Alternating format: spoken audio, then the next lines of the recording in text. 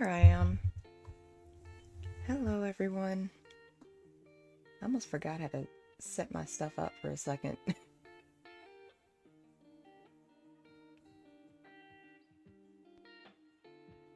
How's everyone's day, everyone's morning, evening, whatever time it is for you?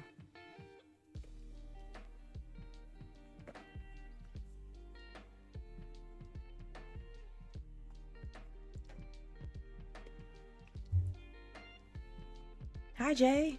Welcome back. I remember last time a lot of people were sick or dealing with something. I hope you guys are doing a little better.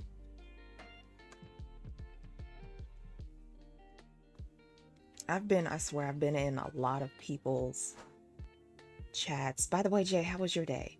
Um, I've been in a lot of people's chats and I'm noticing something must be going around. A lot of people are getting sick around this time of year, and it could be the weather, and it could be the icky sick going around. But I managed to avoid it. Allergies, too. Yeah, that's another one. I deal with seasonal, I deal with a lot of allergies, to be honest with you. I deal with, let's see, I deal with food allergies. I deal with seasonal allergies. I have some drug allergies. Certain fabrics make me break out. So I understand the struggle when people are going through dealing with allergies. I feel it. I really do. And it sucks because with my food allergies, there's a lot of stuff that I can't eat. So I've become a picky eater because of that. I have to have my food prepared a certain way, or I have to avoid a lot of things in general.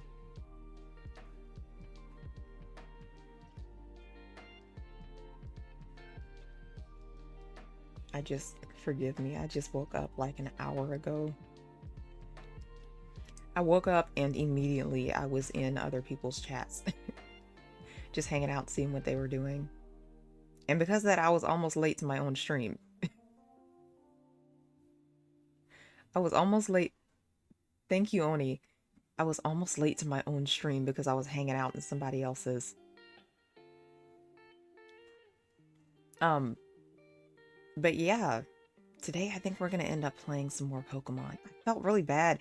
It sucked that I fainted that last shiny. It would have been really cool to catch that on my debut stream. That would have been really cool. But I have I've planned to catch a couple of shinies today if we find them. If we're lucky. Maybe I'll be able to snag a few. A shiny debut would have been nice, but we fainted that one. But I'm glad you guys got to see it. We could have nicknamed it Chibi. I was gonna name it Nala because it looks kind of like the lines from The Lion King. I forgot. I've named a couple of my Pokemon, but I've forgotten all of their names. It's been so long since I picked up this game. As soon as the DLC came out, I was ready to play it. I played just the tiniest bit of it, and then for whatever reason I just put it down and never picked it up again. So I guess that kind of worked because I can end up playing it on stream with all of you, so it's easy content, I guess. And the plot seems pretty interesting. But I want to get my hands on. I've been on Twitter a lot and I've seen people have already gotten some shiny Pokemon from the new DLC. And someone had a shiny Lapras. They caught one just out in the wild. I was so jealous. I want one of those.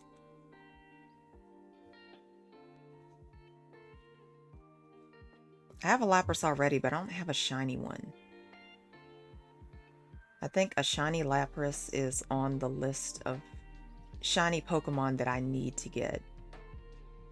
I still have yet to get a shiny Charizard, And that's not just in this game, that's in other games too. I haven't gotten a shiny Charizard. I've gotten a lot of shiny Pokemon that I haven't really been trying to get. All the ones I've been trying to get, I can't get my hands on.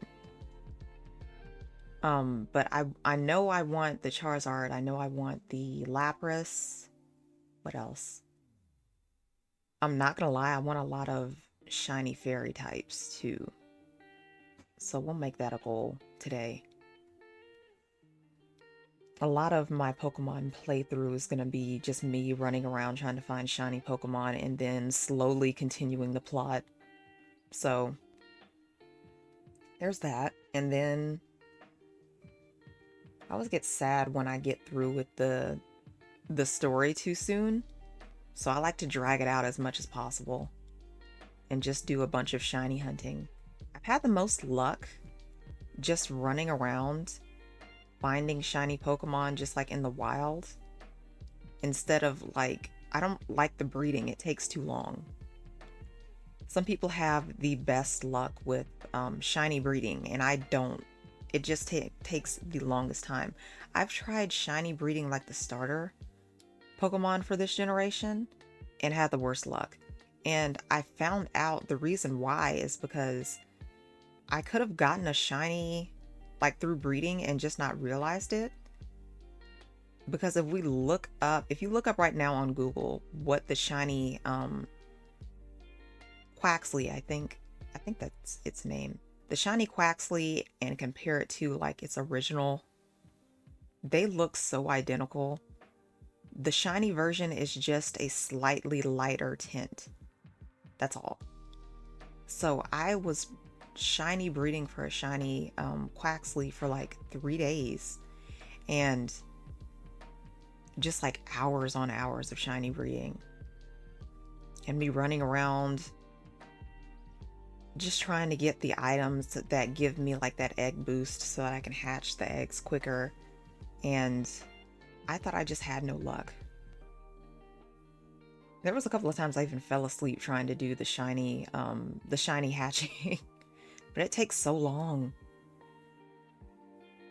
And I wish most of the shiny Pokemon, like, it was really obvious that they were shiny.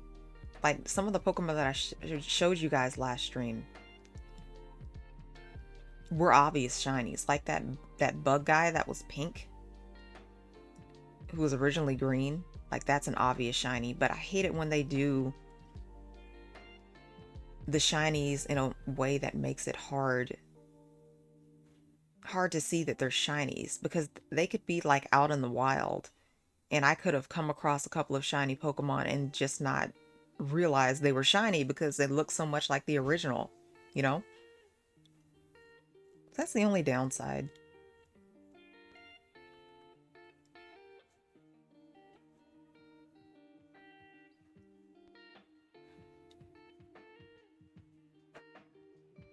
Yeah, I think the shiny mechanic in Scarlet is cool, but like there's no real indication for it anymore. You just have to like tell it's a shiny. Yeah, exactly. Exactly. I have to look for that little effect that happens when you find a shiny Pokemon, like the sparkles going everywhere. Otherwise, for some of them, I won't be able to tell so easily that they're shiny. But yeah, I do want the shiny Charizard. I think the shiny Charizard, I'm just gonna have to try my best to shiny breed. And then the shiny Lapras, maybe, fingers crossed, we can find that out in the wild someday. But I've been getting a lot of duplicate shiny Pokemon so far, so for most of the duplicates, I think I'll just end up trading them out.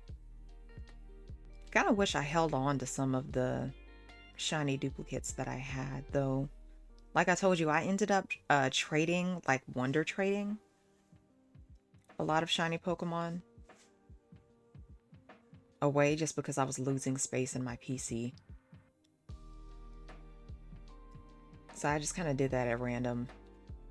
But I've had really good luck finding shiny Pokemon just out in the wild, and I hear some people have been having difficulty. I remember, gosh, there was one day that I was playing and I found shiny, like 5 shiny Pokemon, in the game, and then I found like two shiny Pokemon just like right next to each other.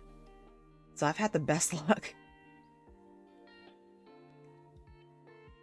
I used to Wonder Trade so much back in the 3DS days. Yeah, I loved Wonder Trading.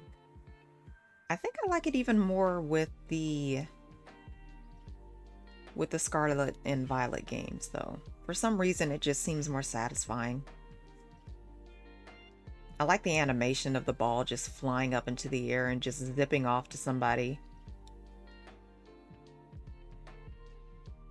It kind of makes you wonder, like, the newer Pokemon games to come, like what new elements they're going to add. Like, how are they going to top Scarlet and Violet? I think it's already pretty... Like, if anybody had critiques about past games and stuff that they wanted implemented in, like, future games, they've pretty much done that with Scarlet and Violet, I think. They're supposed to be remaking Gen 5. So we're doing remakes. Oh, so is it supposed to be like Let's Go Eevee and Let's Go Pikachu type of remake? Like where they remake the old games? Those are fine, I guess, but I already know the plot. I know the Pokemon. It's just... That's a little boring for me, because I already know what to expect. I don't think I ended up getting the Diamond and Pearl remake when that came out. I didn't bother getting it because I had already played the original games. It didn't really seem too interesting. I think a lot of people played that game, to be honest, just to be able to say that they did.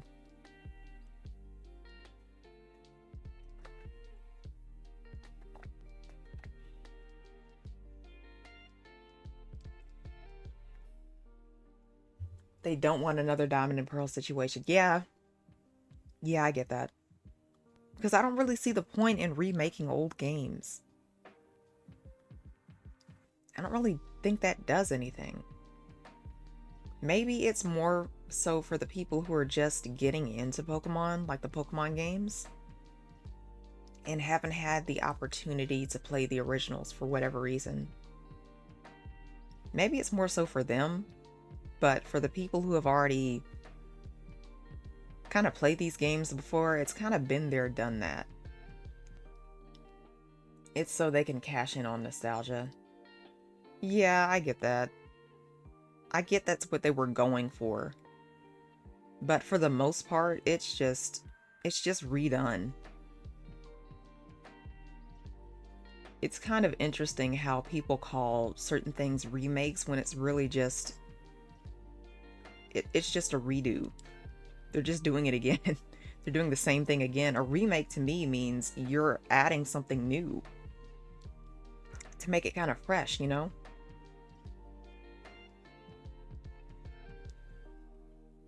But that being said, there are some things I would like to be remastered from my childhood, definitely. I'm not gonna lie, you guys know I'm a diehard Bratz fan.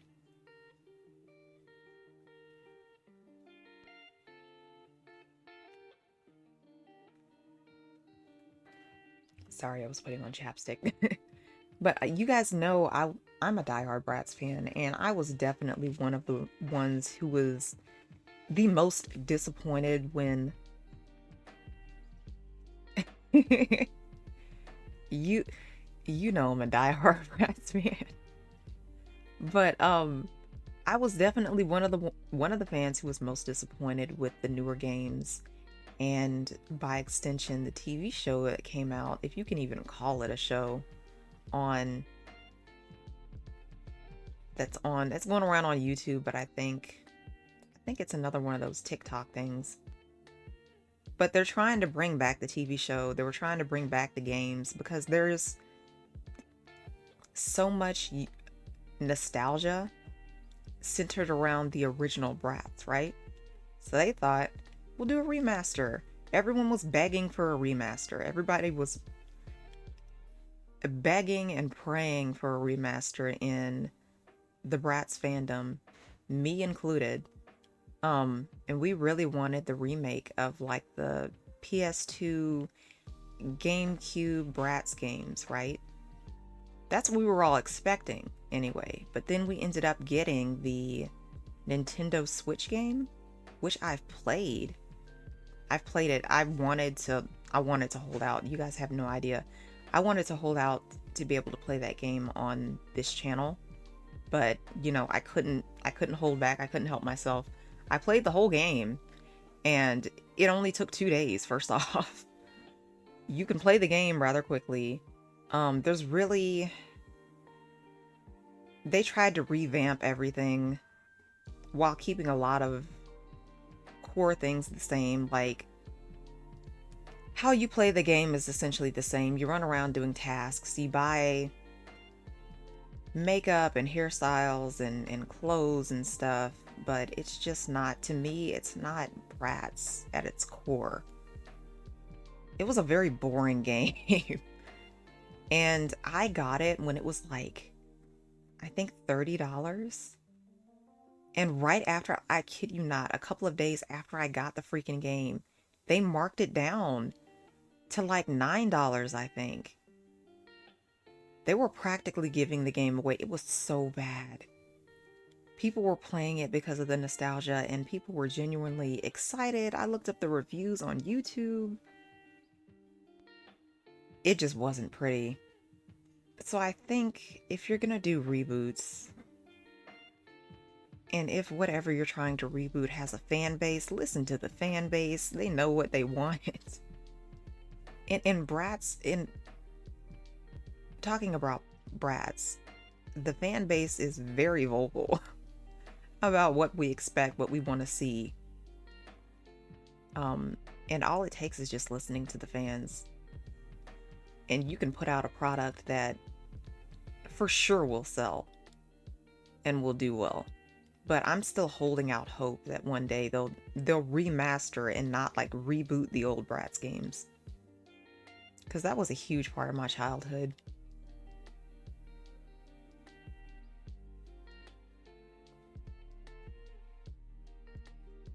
The higher ups know what you want because you don't know what you want. Exactly. That's how they seem to think. It's just, I don't know. I'm not much of a business person, but I feel like if I had a product I was trying to sell and people are telling me what they want, I'd listen to them. If I'm trying to make profit off of whatever I'm trying to sell, right? It's just in a lot of regards they've done that. And they've done the same thing with like old Bratz dolls and old Bratz lines. Like they were trying to bank on that nostalgia, right? They just figured that they would resell old products with slightly newer fabrics and stuff. But it's, for a collector's item, it's awesome. But they kept doing it over and over again. And I'm like, this is getting boring. What else do you have? It's like, Bratz makes money. Like they've been doing, for those of you who don't know, Bratz nowadays is catering more towards the collector side of the fan base. And they've been doing collabs with like makeup brands and fashion brands and stuff like that. So I know they're pulling in cash from like all sorts of areas, right? And it's just what they're choosing to do with that money is just bank on nostalgia over and over and over again, and it's getting old. I'd like to see something new. And if you're gonna bank on nostalgia, at least do it right. Like, it's just a little disappointing. But I have my fingers crossed and I'm holding out hope that they do remaster the old games. I'm not gonna lie, I have every single one of the old games. The only reason I kept my old PlayStation 2 is because of those games. I don't think I'll ever get rid of it. Like, I've been taking really good care of it. It runs funny sometimes, but I'm holding on to it just so I have something to play those games off of. And I was so disappointed when I found out that the PS3 and the PS5 aren't really reverse compatible, so wouldn't be able to play my PS2 games on it. And by that I mean my Bratz games. I was so disappointed. That would be the only reason I'd get a PS5, is if it's reverse compatible. And to a certain extent it is, I think. I think you can play up to the PS3 games if I'm correct. I could be wrong. But I don't think you can play the PS2 games on the PS5.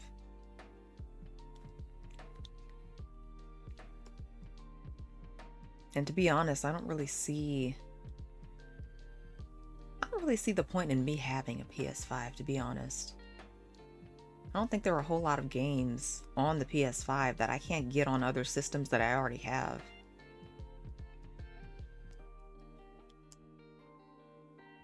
So if there's anything you guys should know about me, is I don't like spending money if I don't feel like I have to. I like saving money as much as possible. And PS5s are expensive. And if I'm not going to play a whole bunch of games on it, I don't see the point in buying one. But I do get the hype centered around the system. It seems really interesting. I think if I do end up putting money towards anything, it'll be VR. I want to play VR games. I've wanted to play VR games for years. So someday, we'll be able to do that on the channel.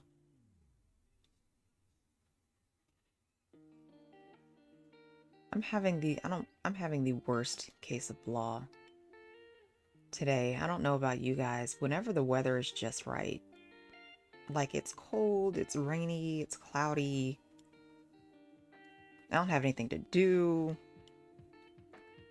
my brain just checks out sometimes. And I'm such a workaholic. I've had to force myself to take breaks on weekends. And that's essentially my streaming time with you all, is my break. So it's where I can just hang out and play games and interact with you all and just have fun.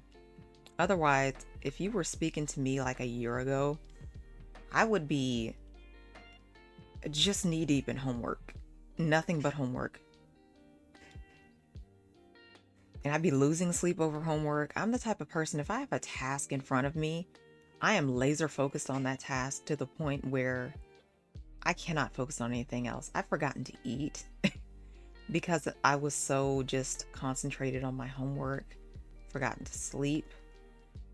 Like, I've definitely had moments where I was thinking, I'd be lying back in bed thinking about the day.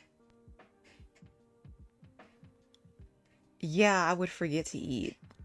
I would forget to eat because of studies. I'm definitely that type of person. I would have to remind myself. It wouldn't be until I'm in bed, lying in bed, just thinking about random stuff, that my stomach will growl and I'll be like, did I eat today?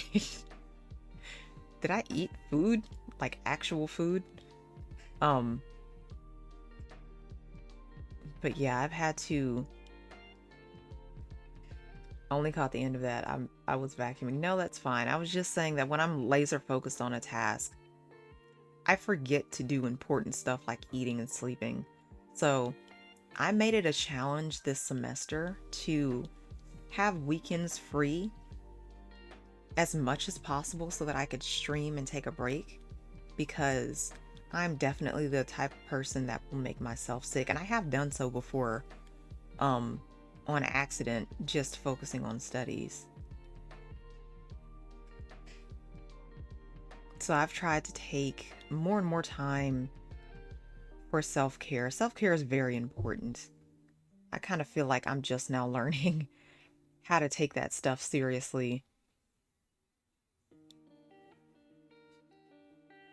And you know, streaming has really helped with that. Starting Monday, I'll be back at it doing more homework, and I've started to kind of pace myself more too, and I think that's a huge help as well. Rather than trying to handle everything all at once, I do things in small tasks. and that helps. And it certainly doesn't help that like I said, I'm a workaholic. The way my school is set up is basically there aren't really due dates for my assignments. They basically, at the start of the semester, at the very first day of class, they give you the syllabus, they give you your workload, like all of the assignments that you have to do for the semester, and they say, have at it, basically. They'll give you suggested due dates to kind of help you with your time management, but I've always had a really good time management. I've never had a problem. Scratch my nose. I've never had a problem with turning in my assignments and time management. So I I always really ignore the suggested due dates, but basically for my school, as long as you turn in everything by the last day of class, you're good. Like you allow enough time for all of your assignments to be graded and you turn everything in before the last day of class and you're fine.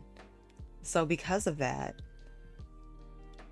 yeah, I'm learning to treat myself more. Um, because of that and my work, because of my amazing time management skills and my workaholic tendencies, I'm weeks ahead of a lot of the due dates already. And I'm still, in my brain, is just kind of like in panic mode. Like, I need to work on the next assignment. Even though I know full well I'm always one of the first ones to turn in my assignments, like as soon as possible. So I'm kind of trying to retrain my brain here so that I learn to relax more. I want to adopt some more hobbies too. Maybe I'll take on um sewing or something. I want to get into art, even if I might suck at it. I want to try some stuff.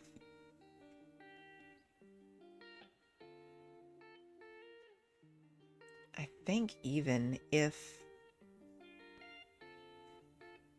maybe I have enough time during the week, I'll be able to stream during the weekday, but I don't want to promise anything just with school and stuff.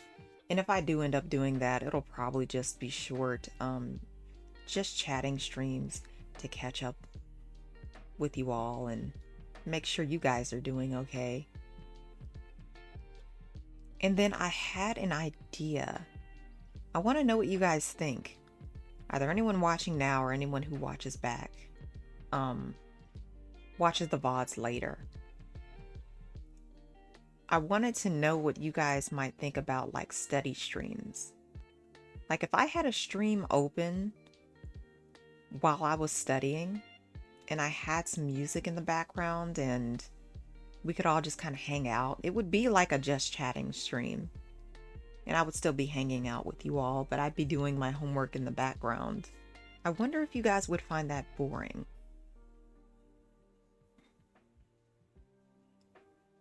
Workaholic, brat, Skittles, Pokemon, throwing ass.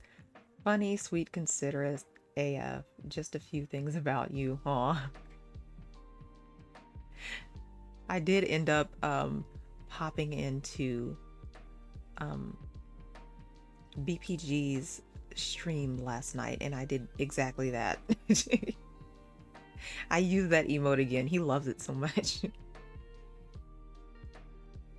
I've literally told Star to do that several times with the study streams. Star actually mentioned, like, I got that idea because of Star. She mentioned in passing that she wanted to do something like studying together, and I thought that would be fun. I thought that would be fun. And then I've seen people get really creative with their streams. Like, I've seen people doing like the I'm just sleeping streams, but I don't know about that one. Because if I'm gonna be on stream, I'd like to be able to talk to you guys. I've told her to do it and she always goes, nah, that would be boring for you guys. Yeah, that's why I'm kind of wondering, what you guys think about the idea. Because I wouldn't want to commit to it if it's something you guys wouldn't be interested in. But I'd be down to study in the background and just hang out with you guys. Heck, maybe we can even have it as like our own study time. Like, if everybody has homework or assignments or just something that they need to do in the background, we could all kind of do it at the same time. I think that would be a really fun way to connect with everybody. I have that as an idea. Let's see. I'd like to be a variety streamer. I think that would be fun for this channel. I've been looking up just like advice on the best ways to go about streaming, you know? I looked that up before I even started my channel, and one of the pieces of advice I'd gotten, I mean, if your goal is to just chat and study, then it's a just chatting stream. People do that all the time. Yeah. Yeah, it'll be just like a different form of a just chatting stream where we all just hang out. But yeah, when I was looking up advice on how to go about streaming and how to be a successful streamer, one of the pieces of advice that I'd gotten, as long as we don't distract you, no, you guys couldn't distract me. When I have my books and my notes and stuff in front of me, I am laser focused. Like, very little distracts me, unless it's like loud noises or anything. But I tend to work in a pretty quiet environment, so it's fine for me. But the advice that I'd gotten was that you don't want to be a variety streamer starting out because you want people to associate you with a certain type of, like, if you're playing games, stick to one type of game so that people can associate you with that genre, right? So I started out trying to follow that advice, and it's not really me. Like, I am so ADHD. My attention is everywhere. If I find something else that I'm interested in, I want to try that out. So, not to say it's bad advice, but I think it's just bad for me. I feel like starting out when I just had 5 followers on Twitch, just starting out, I feel like I lost a lot of people's interest because I was busy sticking to the same old stuff over and over and over again. And to be honest, it bored the snot out of me. I needed to do different stuff. That definitely helps in some way, but it also locks you into one thing. And if you're trying to branch out, it could be difficult for your fan base. Exactly, exactly. I want people to get used to me just being sporadic and spontaneous, because to be honest, that's just kind of my personality. As far as streaming goes, like, I've seen so many different games and I've taken so much inspiration from other streamers. There's just so much stuff that I want to try. So it's very much going to be one day me playing a certain type of video game. Next stream, I'll be doing something different. Maybe it'll be a just chatting stream. Maybe it'll be us watching memes and stuff. Maybe it'll be us like browsing on Twitter or whatever, talking about important topics within the community. I would like to have support streams too. I think that would be fun, to where you guys can, for those of you who don't know, we have a get it off my chest area in our Discord. So maybe if you guys are comfortable with that, we can kind of briefly touch on some stuff that you guys put in there and talk about it on stream. If the topics aren't too sensitive and if you guys are comfortable. I want my community to be a place where you guys can where we all can kind of support one another. And not just from small streamer to small streamer, but like if you guys are going through something, I want us to all be able to support each other and kind of lift each other up. Because I know the internet can be a not so healthy place sometimes. And I definitely don't want to contribute to any toxicity or anything like that. So our streams and our community is going to be very much the opposite. There's a streamer I follow who actually started, in his Discord, he started like,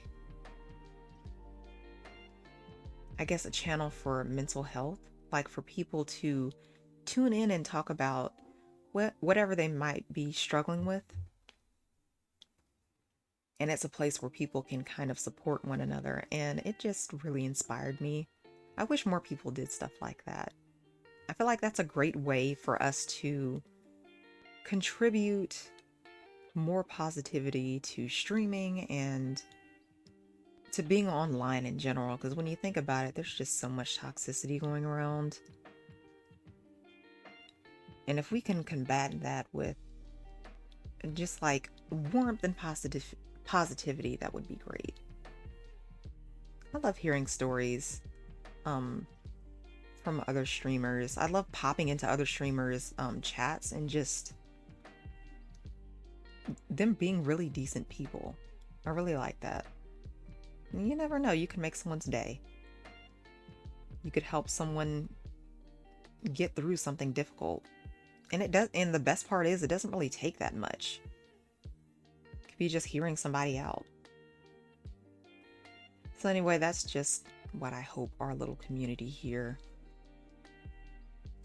I hope our community can be something like that for other people.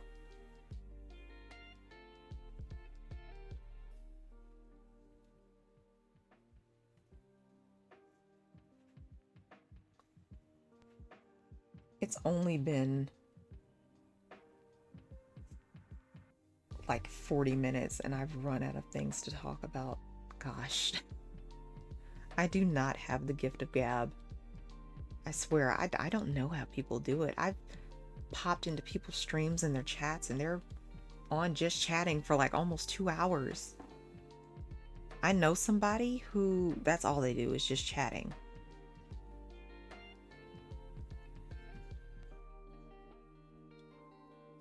But to be honest, I don't really have a whole lot of stuff going on to really talk about.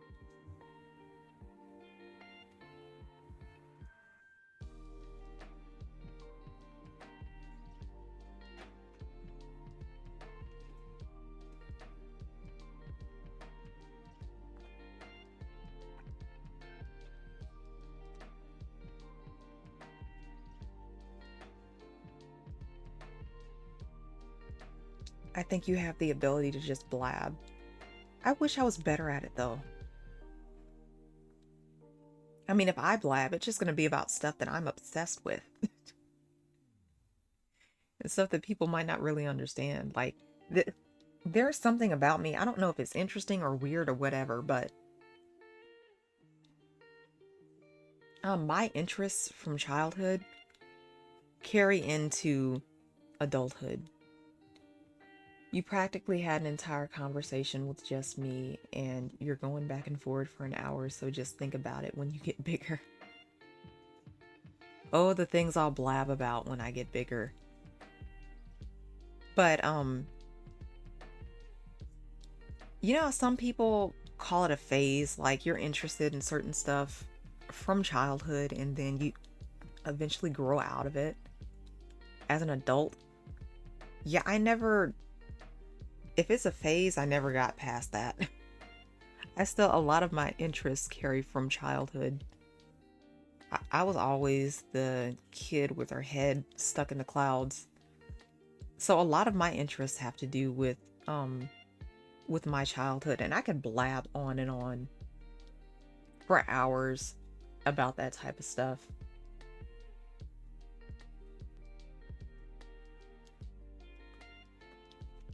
It's for that reason that I feel like no matter how old I get, I never feel old. I don't think I ever grew up, to be honest. But I definitely feel like that's one of the reasons why I'm so passionate about Bratz. Like watching the Powerpuff Girls. Yeah, I loved the Powerpuff Girls growing up. I loved the Powerpuff Girls growing up. Who was my favorite? I think it was a cross between Buttercup and Blossom. Blossom just because she was the leader, but she was low-key a little annoying. I think I liked Buttercup the most. What I know, have you ever seen Powerpuff Girls Z, like the anime? I've seen the anime. I couldn't really get into it, to be honest. Um, but I liked the transformations and stuff. Another thing about me, it was weird. I think they were trying to turn it into Sailor Moon, and it just didn't work. Um, it was literally Powerpuff Girls plus Sailor Moon. Exactly. They were trying to turn it into Sailor Moon. I think that was an era of animation, anime and cartoon where everyone was just obsessed with like the transformations and like the, what are they called? Just like the Sailor Moon-esque animes and cartoons. Everybody loved the transformation sequences, and I was definitely one of those people. But the Powerpuff Girl Z just didn't do it for me. Another one of the things that I'm just hugely obsessed with is transformation sequences. So because of that, another show that I loved so much growing up is like the Winx Club. I loved that show. I loved the transformations. It had everything I was obsessed with at the time. As a kid, I was obsessed with fashion, like Y2K fashion. Um, I was obsessed with fashion. I was obsessed with music, transformation sequences, anime. It had all of that. I loved that show so much.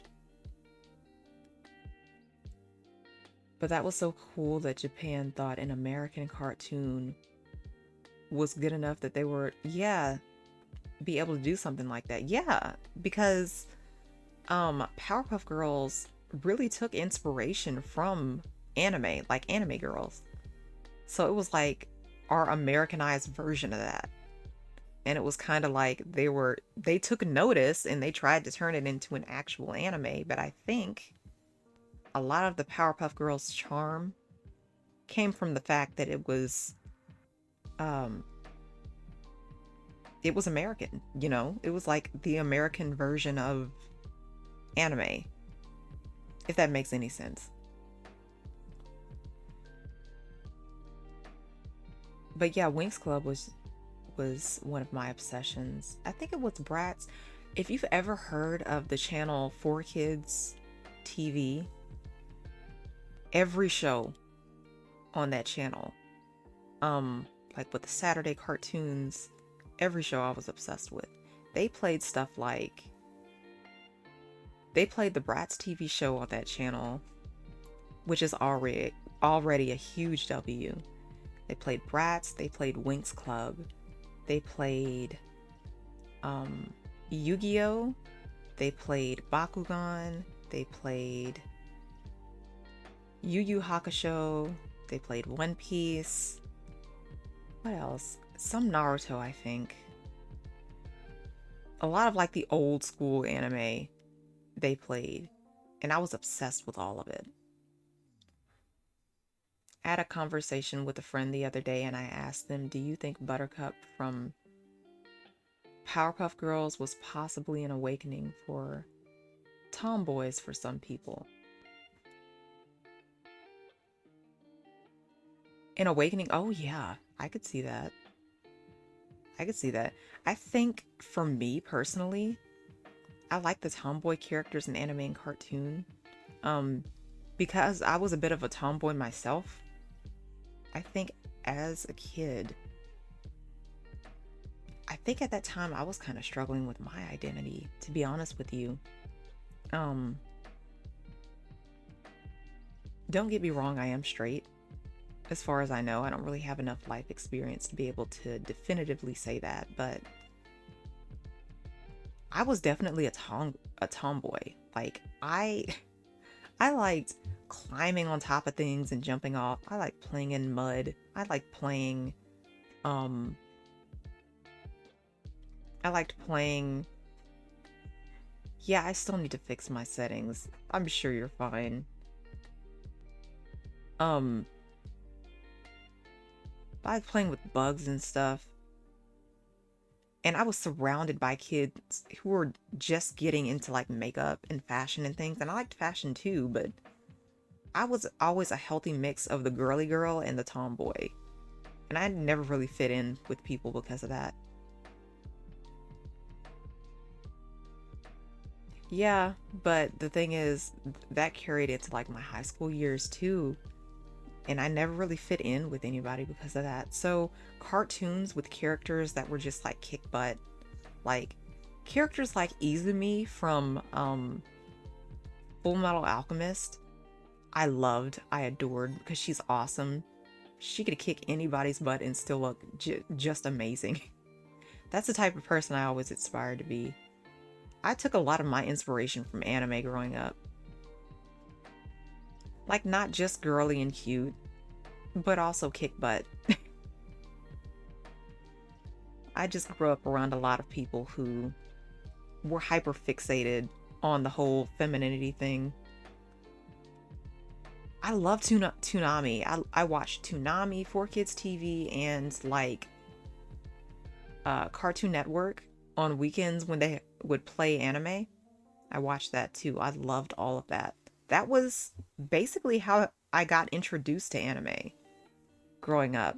I did that and I read a lot of manga. Fun fact, every manga that I read as a kid, I still have today. I still have it today. It's on a little bookshelf in my room. People hate 4Kids One Piece opening rap, but I absolutely love it. Yeah, that was the best. That was the best. Oh, I still remember.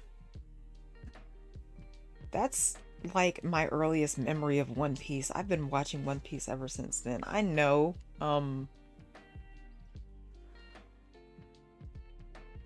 excuse me. I know a lot of people who are just now getting into One Piece and they're starting from like the later seasons. And I'm like, no, you have to start from the beginning. You have to start from like 4Kids One Piece because that's the best part. That's the best. Pixies was a major throwback. Oh, yeah, Pixies. I remember that Winx had that spinoff. I think I watched a couple of episodes. One of these days, I might go back and watch the show in its entirety. I only think I watched like 2 or 3 episodes of it, and then I never picked it up, but it was a decent show. But the interesting part about watching all of these old anime and stuff, like from the very beginning, is it's interesting to see how it's kind of changed over the years. Like for instance, with manga, I was reading manga for certain anime. Um, it was also it was always really exciting for me when I would read manga and then it would turn into an anime. Like I would read, gosh, I'm trying to remember what was the first manga I read. It was definitely something girly, like I have all of the Mermaid Melody books. I have all of those. I read those before I watched the anime. I was reading those and then the anime came out and I all but lost myself. Like that was just the most exciting. And then I think the first anime I was ever obsessed with was Inuyasha. And I did that in reverse. Just to talk about my obsession a little bit, I watched the anime first. Then I would get the webtoon comics. I have some of those. Then I have the manga. Then I have some of the DVDs. And one of the DVDs came with a keychain that I have to this day. And I think one of these days I'm just gonna go full weeb and just look on Amazon for just like Inuyasha merchandise because I want like a Funko Pop or something. I'm jealous of people who have like figurines and stuff. I want some. Maybe one of these days I'll get my hands on something cool.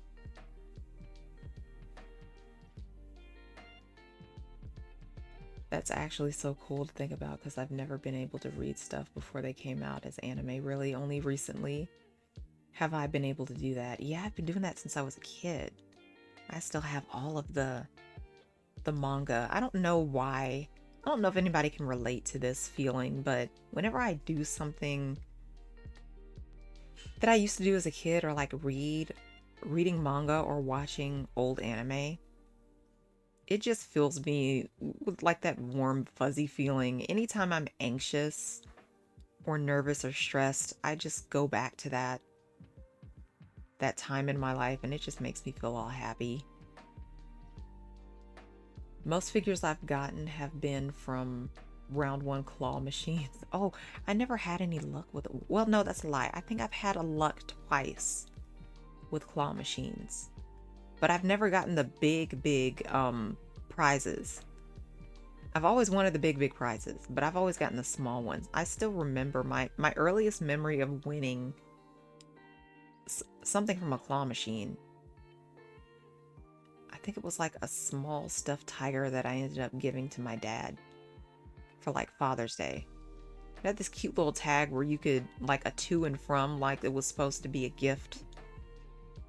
And I was so eager to get that toy that it just took me 2 tries, to be honest. And then after I got it, I turned around and got a toy for another kid who really wanted this toy, and I think he wasted his allowance trying to get it, poor guy. So I went ahead and helped him get the prize from the claw machine. But I don't get how people get like the huge stuffed animals. I've always wanted one of those.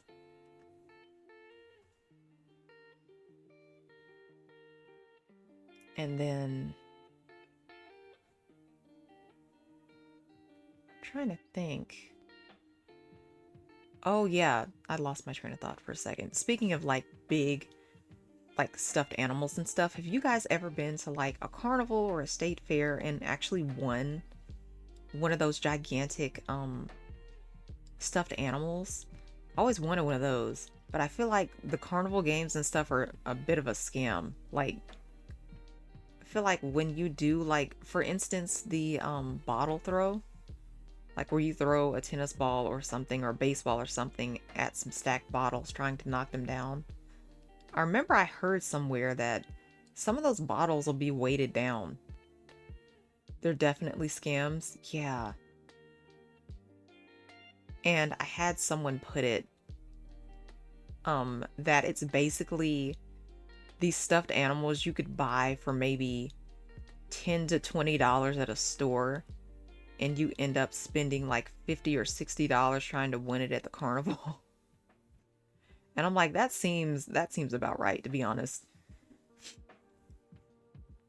But I don't know. I always thought it would be really romantic if you were on a date with someone who actually won something like that for you. That would be a really cute moment. But also, I wouldn't want them to waste their money on something like that. But the state fairs that I've been to, and the carnivals and whatnot, they've had more than just like these stuffed animals. I saw one where they had freaking guitars, like actual guitars that you could win.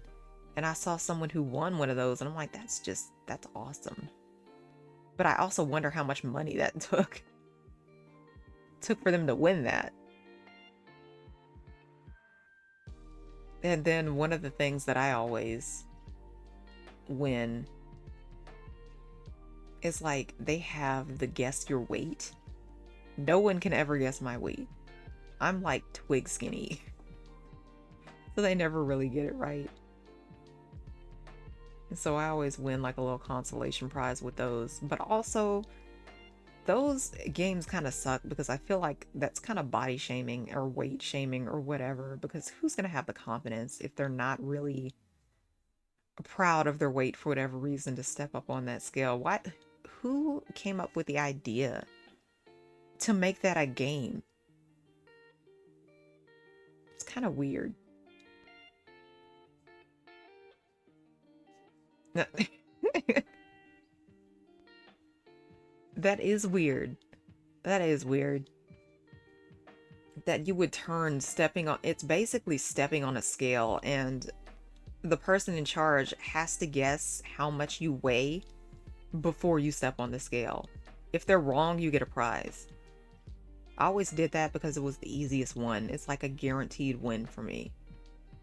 But I imagine for a lot of people it would make them feel uncomfortable. But I'm not gonna lie, a lot of the time when I go to carnivals and state fairs and stuff, I go just for the food and the rides. And a bit of advice, if you're going to state fairs and stuff for the food, ride the rides first and then pig out on food later.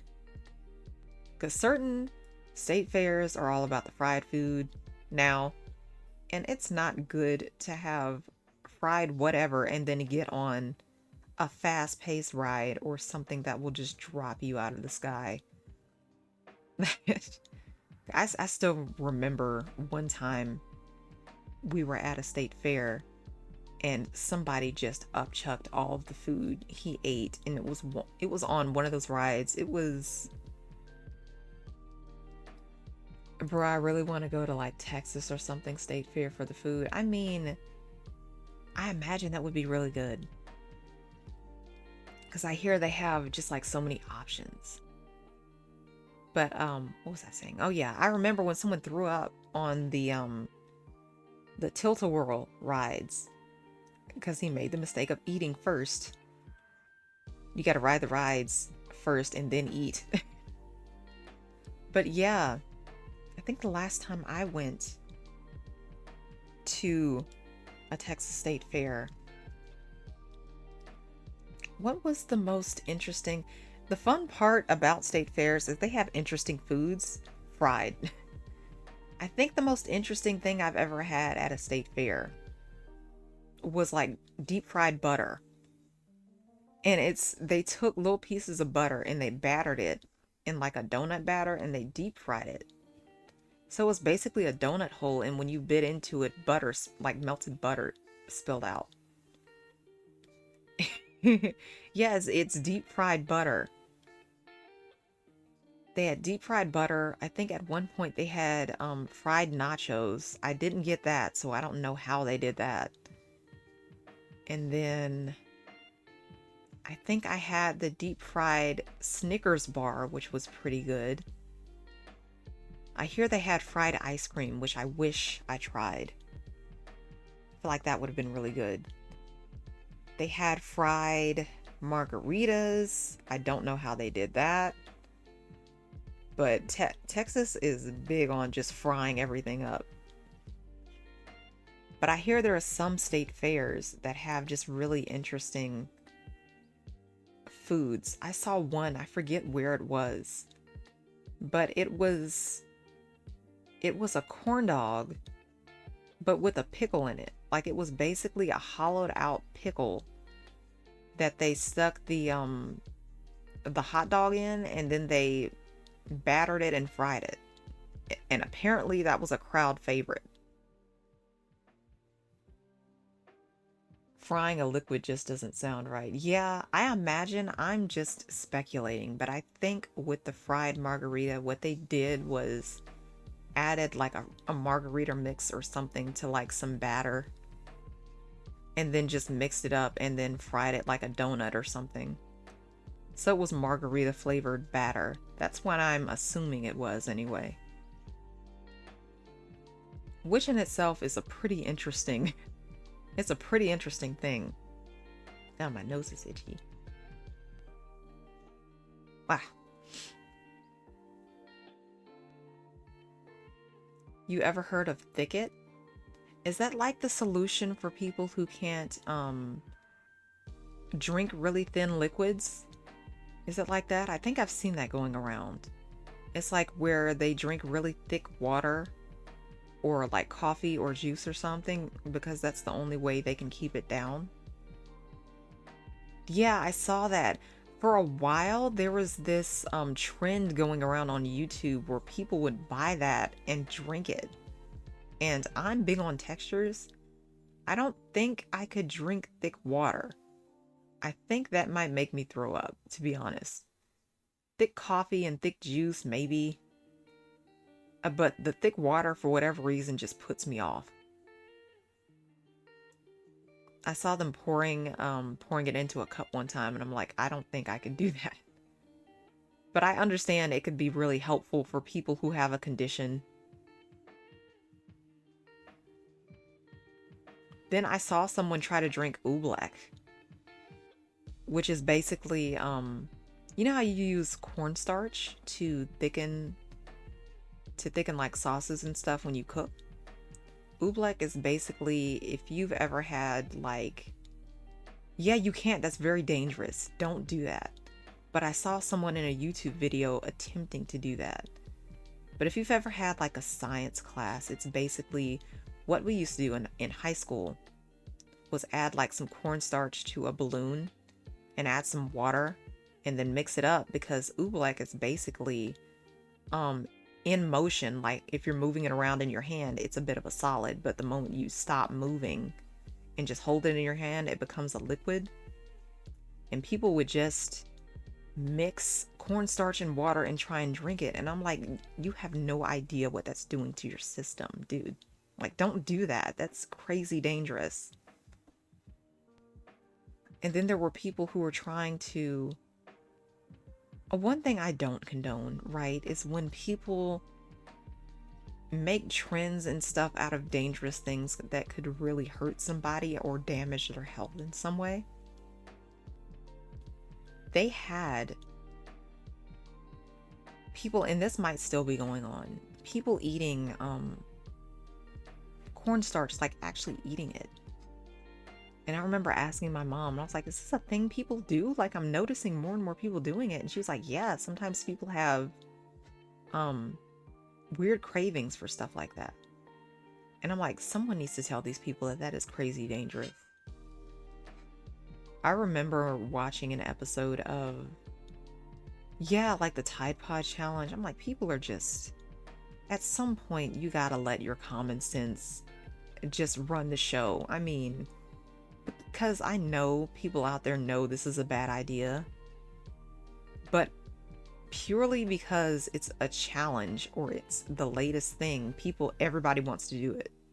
Like, there aren't enough people on these platforms telling them that that's a terrible thing to do, and you could risk really hurting yourself. And also, when people do these challenges, you're encouraging other people to do this stupid stuff. So I'm like, I just don't understand. I just don't understand why people do that. Why people condone these weird challenges. But I guess people will do crazy, crazy things for the entertainment value. Like, I've noticed even on Twitch, people, like, with the whole the Twitch meta going around, people trying their best to get banned to prove a point. And I'm like, if this is your livelihood, like, are you sure you want to risk that? Being naked on camera just to prove a point. I'm like, the point has been made ages ago. Now people are just doing it for the heck of it. And then it kind of makes me laugh that there were some people who were actually surprised that they got banned. I'm like, okay, who's gonna have the conversation with them? Like, what is and what isn't acceptable?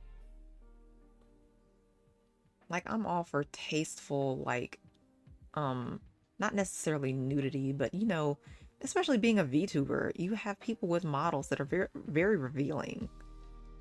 And when it's tastefully done, it's fine. Like, there's nothing wrong with that. But you have to keep in mind the people who are watching you. Like, I try my best to remind people that, for the most part, even if I'm not crazy lewd or just like out there, right? My content is for an 18 plus audience mainly, right? I'll get that out there any way I can, just because I can't control what everybody does. I can't control what everybody in chat says or And to be honest, I don't want to. Like, my content is for adults. I'm all for adult humor. I'm all for sex jokes and whatnot. I find that shit hilarious.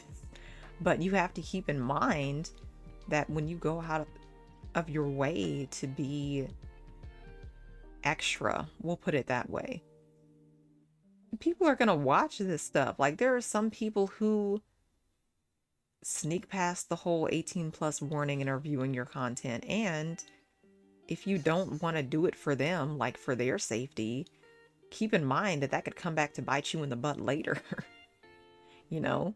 And that could be bad for your brand. I've heard of so many like popular streamers and YouTubers who have gotten in hot water because they ended up talking to people on Discord about like some adult humor or like some oh goodness, my nose is itchy, I'm sorry. But like just like adult topics and very extra topics, and it turns out that these people ended up being underaged and the streamers didn't know.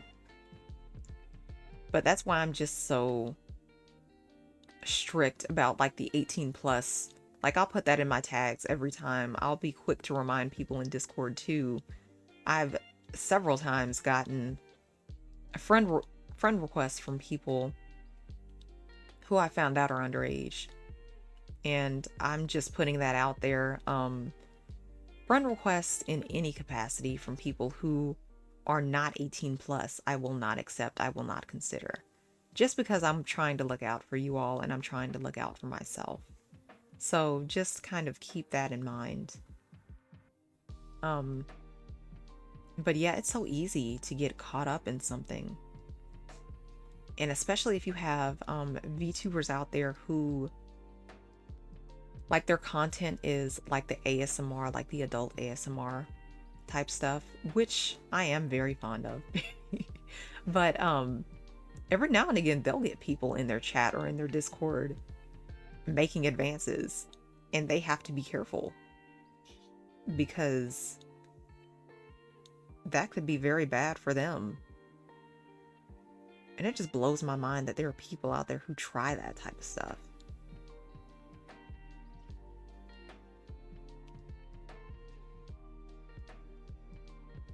But yeah, I've learned a lot of kind of what not to do from the big streamers, to be honest with you.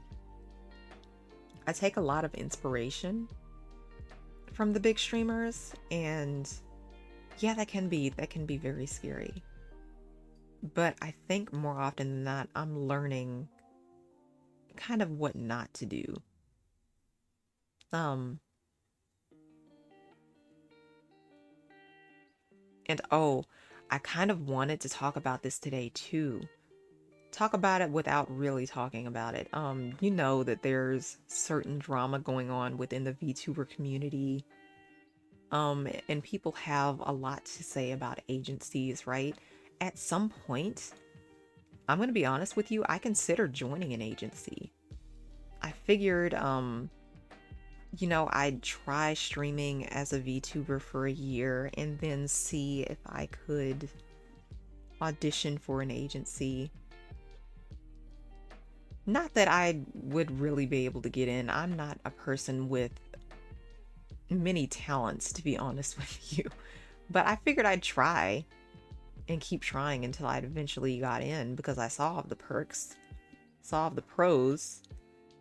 But recently, I've begun to notice all the cons as well. And that's kind of encouraged me to want to continue being an indie. Like, I have a lot of freedom. I can do what I want to do.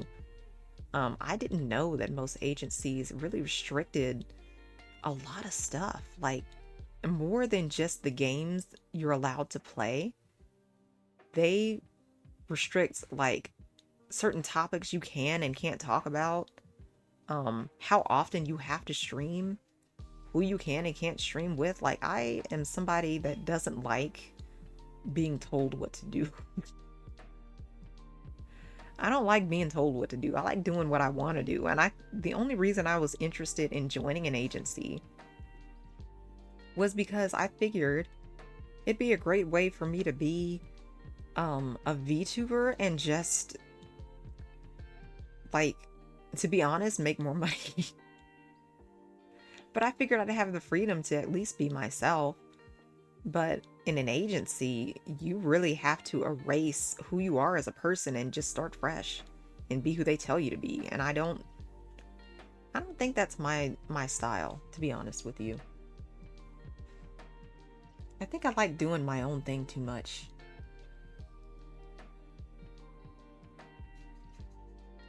Just wanted to make sure that I updated my tags. There we go. Yeah.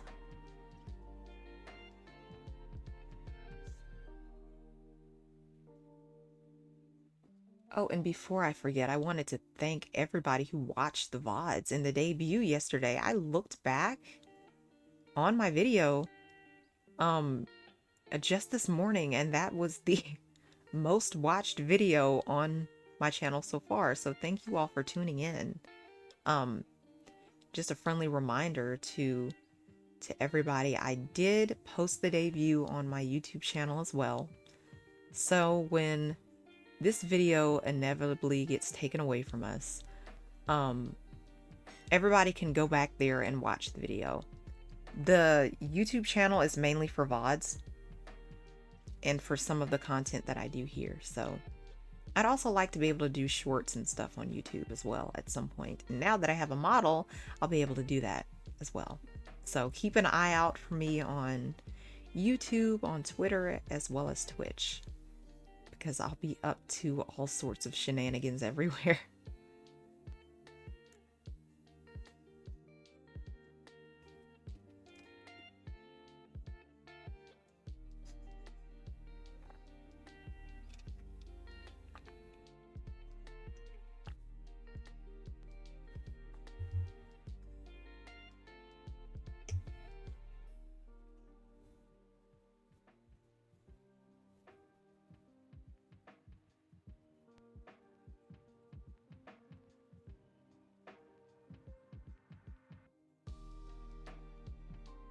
Okay, well,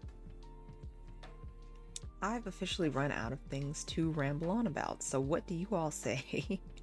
We finally get to some gameplay.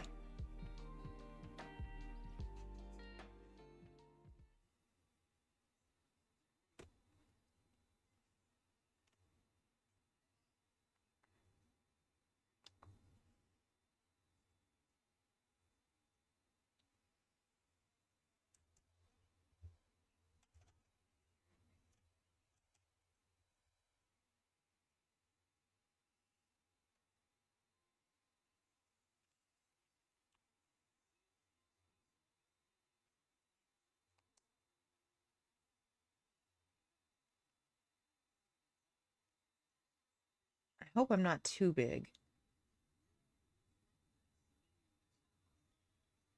I think last time I had to move around a lot because I was blocking the menu.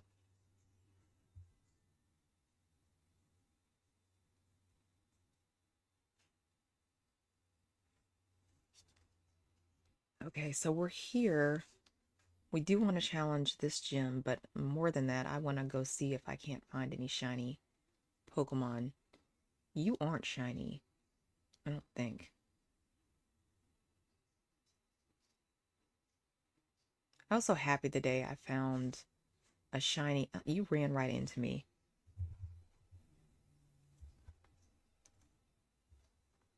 A shiny, I think it was a Flappy.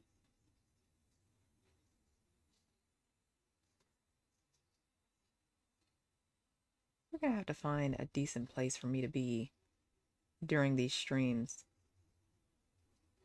What about here? But if I'm here, I won't be able to see dialogue. We'll be here for now.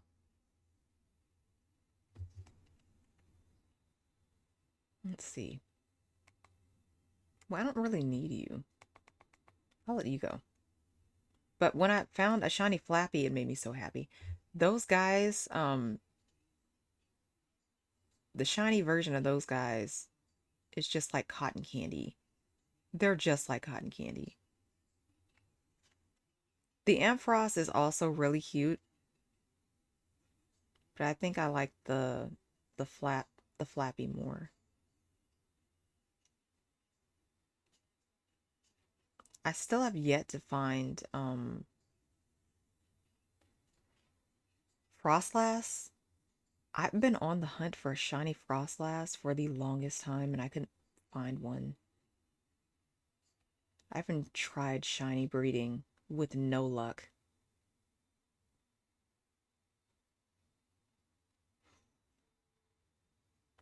One of these days I'm gonna get a better controller. I'm gonna get a better hang of all this. The drifting, I hate it so much. Shiny breeding is supposed to be pretty easy in this game. I mean, I imagine it is easy, but I'm not a patient person, so it just takes me a long time. I think I've only hatched 2 shiny Pokemon in this game so far. What's this? I never use these. Maybe I should start. I'd much rather actually hunt. Yet same here. Same here. That's how I've caught most of my shinies. Just wandering around and I'll just see them. Though to be fair, I do have the shiny charm, so that also helps. We have Tauros. I already have you.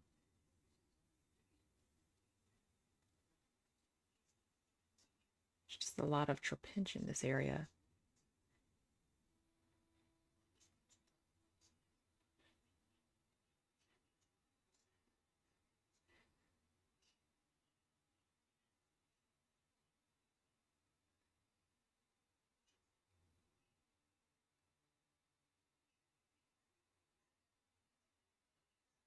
I know somebody who streams. You're running into me. If you're trying to run away from me, you're doing a terrible job. I know a streamer who streams like 10 plus hours. I watch him every night and I can never catch. You shiny? Let me see. I already have you, but no, you're not shiny. Goodbye. I watch him every night and I swear it's like I watch him like the beginning of his stream and then I fall asleep and then I get up in the morning and he's still streaming. I don't understand how people have all that energy. I would low-key love to be a full-time streamer. But I feel like I'd be very boring after a while because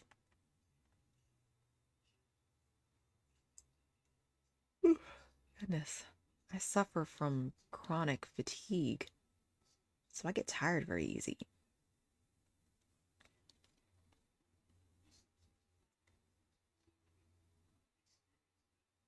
And I really struggled with like there are a lot of people, a lot of streamers who are just high energy and I thought I needed to be that in order to be entertaining. I want to make sure that you guys are all having fun when you watch the videos.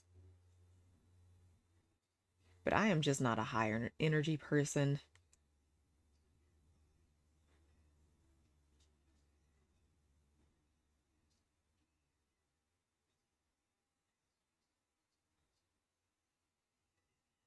I'd much rather just be the chill streamer. You are not shiny.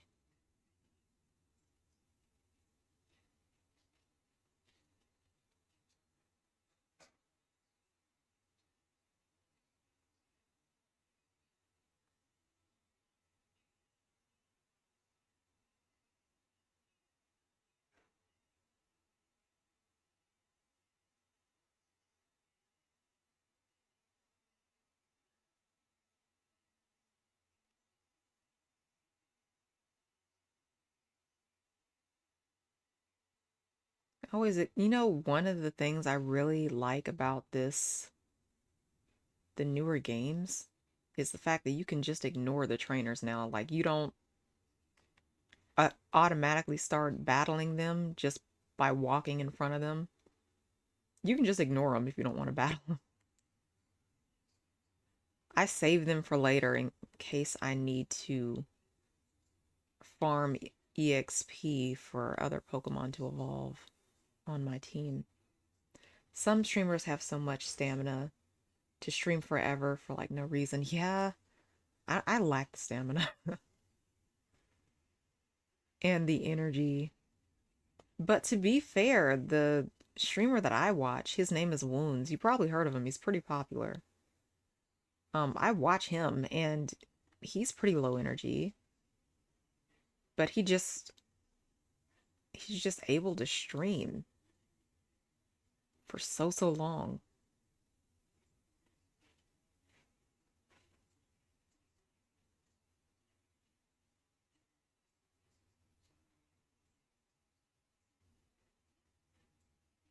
Oh, you're here. Was I doing something for you? I forget. Maybe I had to fill up my Pokedex and then I had to talk to you. Oh, shoot.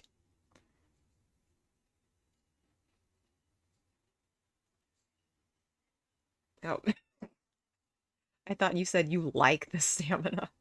I mean, stamina's good. I won't knock it. I just don't have it.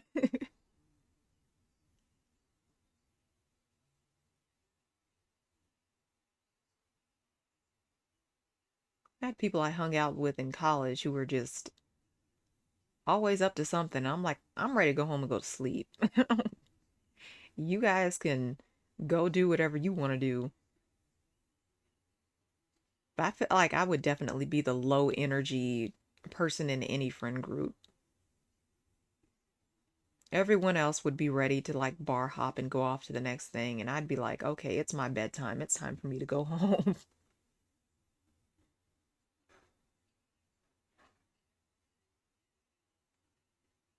Are you shiny? No, you are not. I have like two of you, to be fair. I don't need another. Yeah, let's go home for real. Exactly. Oh, sure. We'll faint you. Just for the heck of it. Why not? I want a shiny Scizor. Had my eye out for a shiny Scyther so I could evolve it. But then, okay, the tricky part about some of these shinies, yeah, some people or some Pokemon evolve during trade. What if you get like the shiny pre-evolution and to evolve it, you have to trade with someone and they don't want to trade back. They just want to keep it. Be a pain in the butt.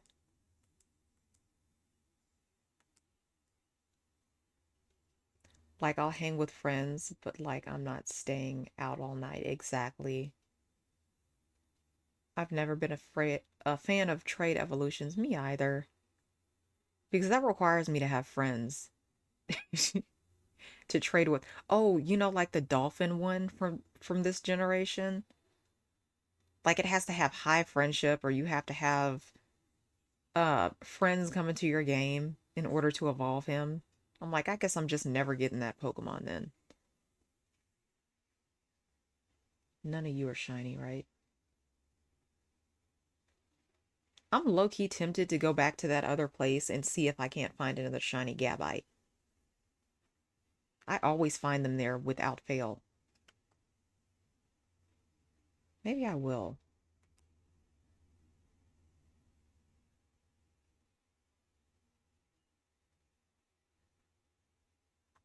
Every time I see a big tree, I'm so obsessed with Inuyasha. It just reminds me of that.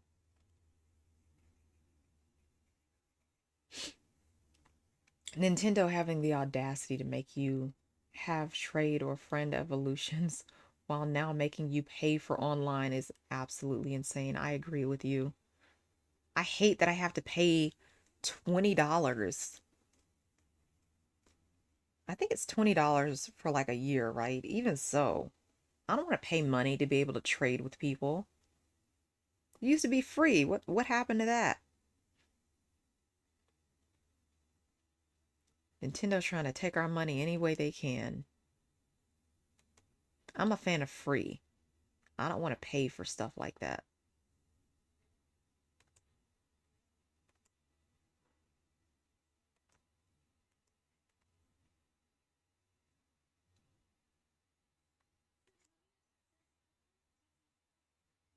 I do kind of miss the Pokemon contests though. I thought those were cute.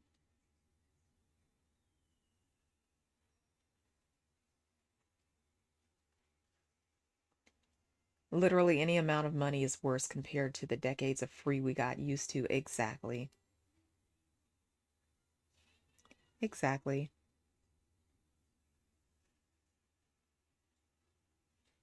Let's go back to the other area. Let me remember how to...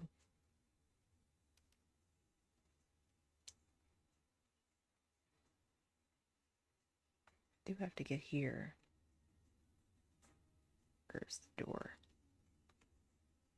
Yeah, let's go look for some shiny Pokemon. For a little while.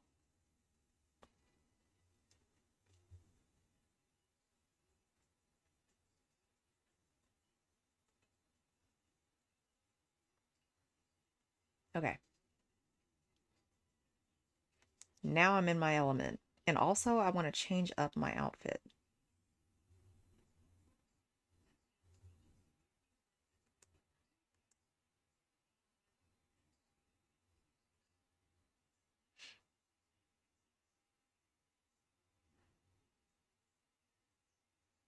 I don't know if you guys have ever had this thought, but like in areas like this, the whole thing about this area is that it's an abandoned laboratory, right? No one else comes down here because it's so dangerous. I would I would like lay claim to this whole area and just call it mine. No one else wants it, why not?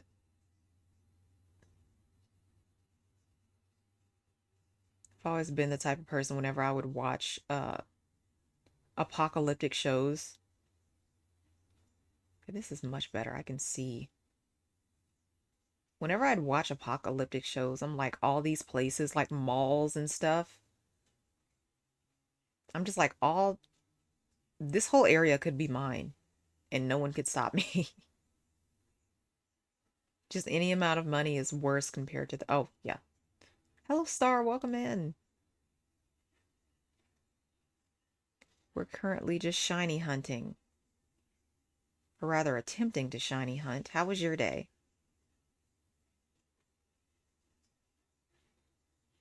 Yeah, it's a free home. I don't have to pay rent. And you better believe in a zombie apocalypse. If I can, the mall is mine. Like, I want the biggest place that has the most resources. Oh, crap. I just woke up like 30 minutes ago. I'm noticing when I stream, you and Spooky are just waking up.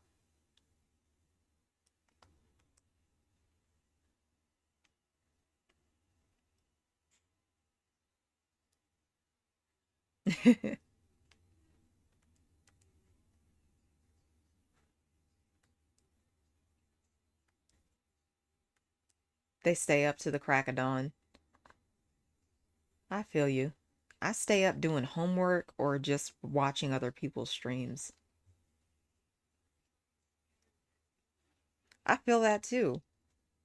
I have insomnia, so 2 and 3 a.m. is my bedtime. That's why I get so tired so easy.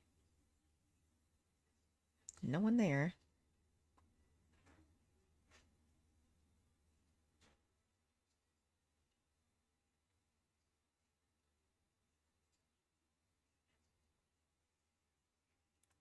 Oh, you know what? I actually remembered this time. I have to change my tag.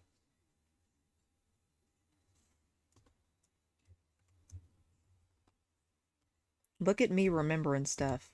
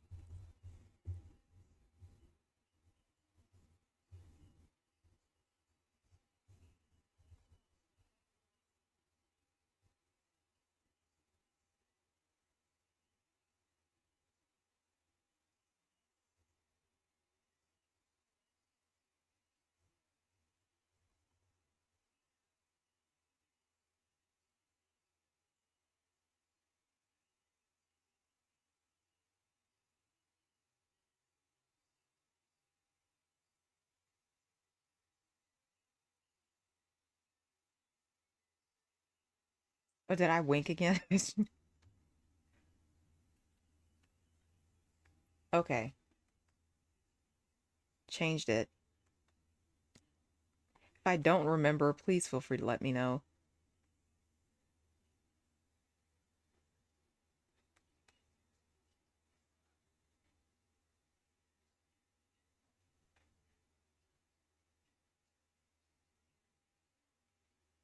Okay, this is the area that has all the shiny Pokemon.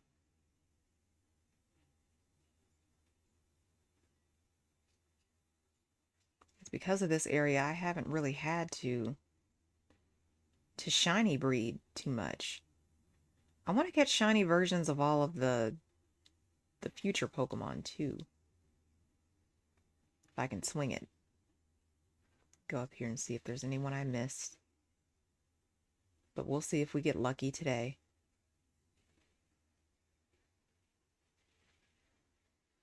Yeah, this area it spawns a lot of Gibble and Gabite. So I've caught a lot of shiny. And then I ended up catching just outside of this cave is where I caught my shiny Braviary. You guys aren't shiny.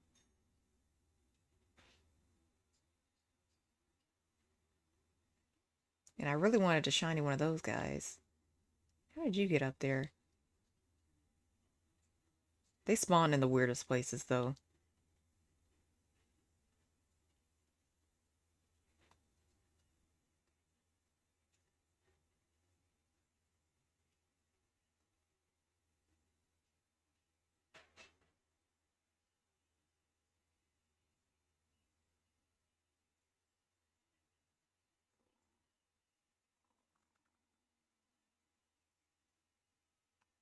No one here is shiny, right? Nope.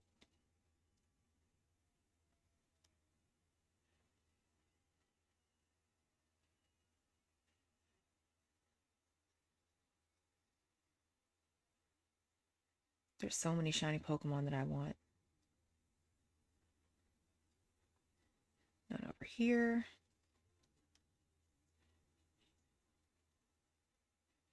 It was a stroke of luck that I found a shiny future Delibird. That was lucky. It's when I was hanging out down here.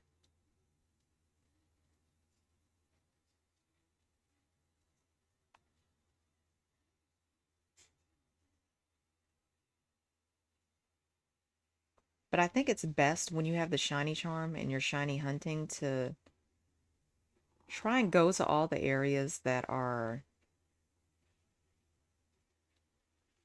spawn a lot of Pokemon. Makes it easier for you to find some shiny Pokemon.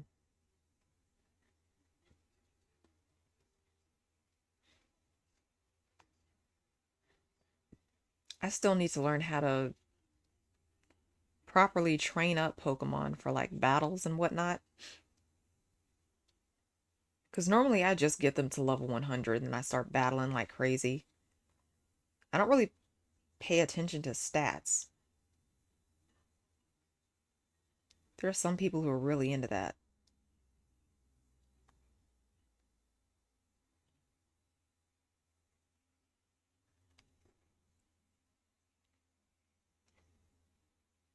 Don't think. Come on, Drift.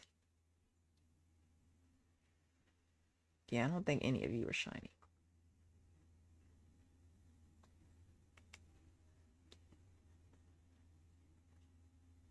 So tiny though, it's hard to see.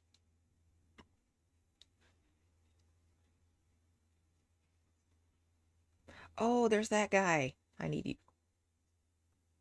I never caught one of him. I know he spawns down here. Okay, I traded for this guy and actually caught him, but I want to catch. I hope this doesn't faint you.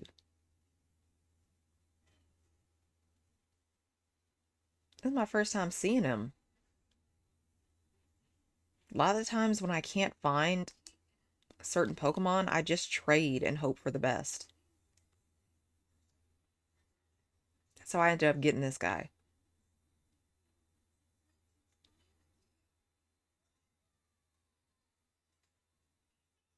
I love his design too.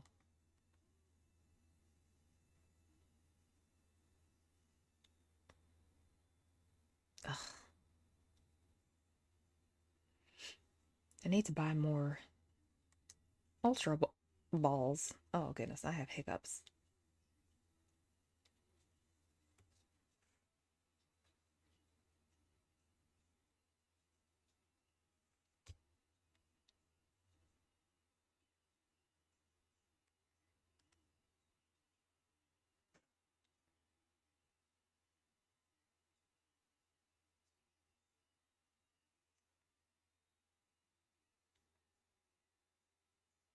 So pesky.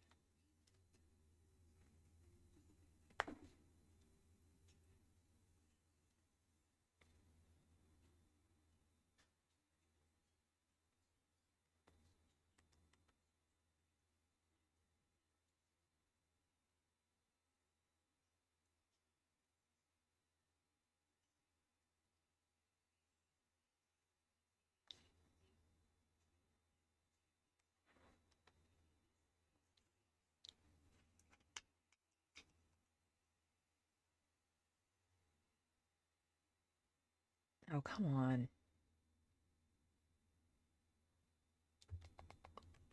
I have to heal. One good thing about this game, well, another good thing about this game is how items, how they spawn. I've been picking up so many, like, hiccups, healing items. I haven't really had to buy any. S Saved a ton of cash.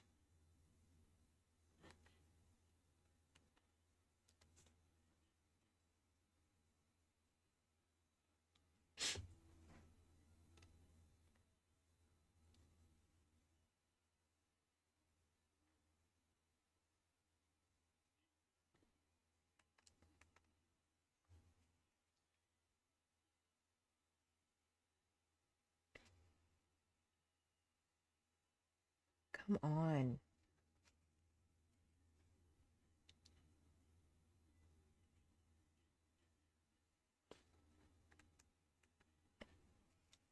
Yeah, this game sometimes requires a lot of patience.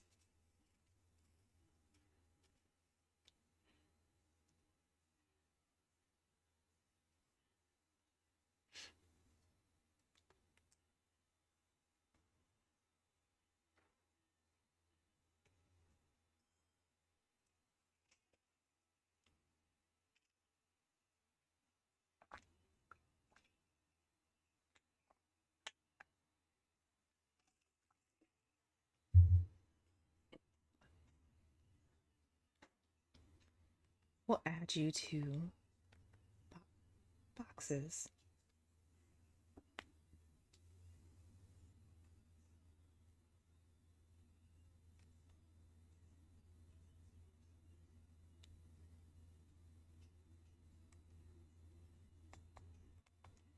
I'm actually gonna have a box dedicated to you guys. We'll put that.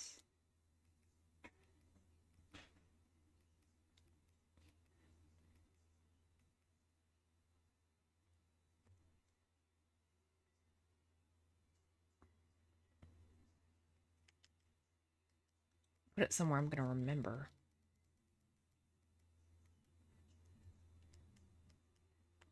We'll put it in 31.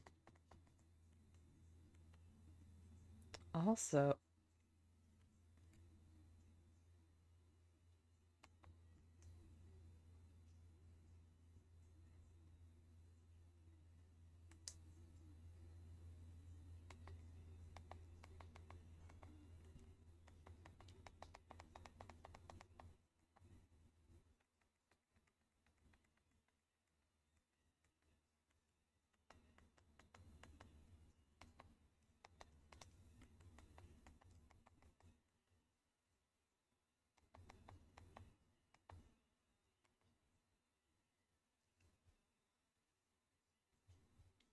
can't see. There we go.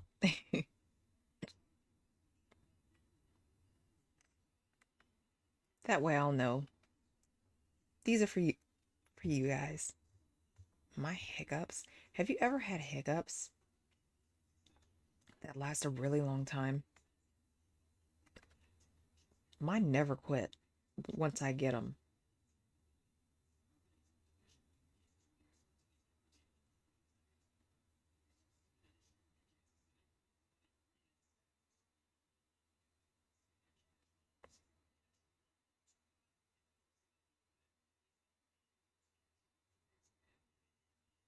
Still no.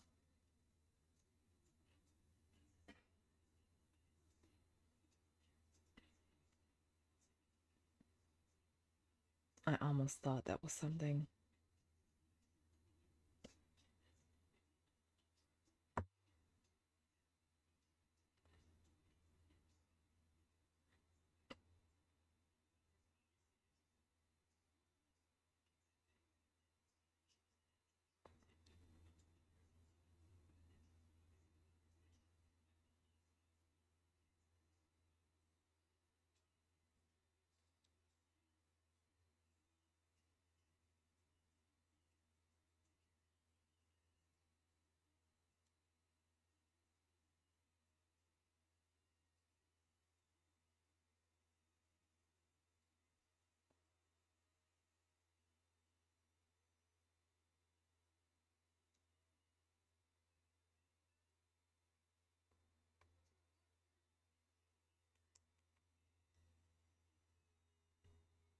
I still don't know what the heck to do with these shards.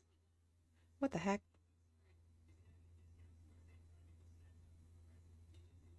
That's hilarious.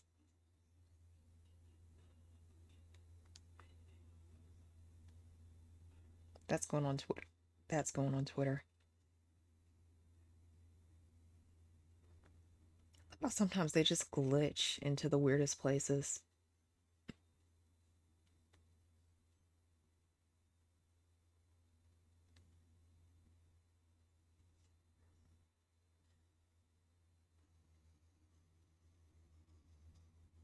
That's so weird. It looks like some type of illusion.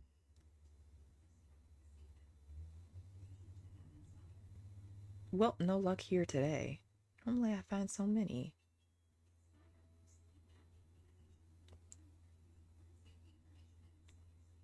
Hiccups do just kind of appear out of nowhere and just decide on their own if they want to leave. Yeah. Sometimes mine gets so bad that it actually hurts my chest. So I try to get rid of them when I can.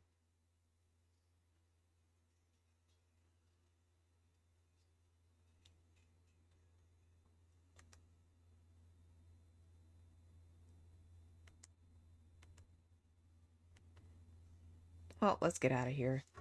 We didn't have any luck this time around.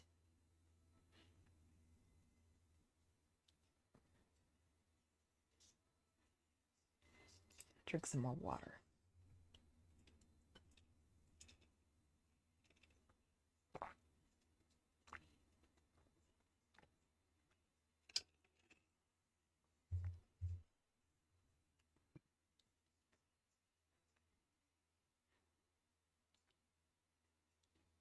We'll explore the other areas more. Maybe find something.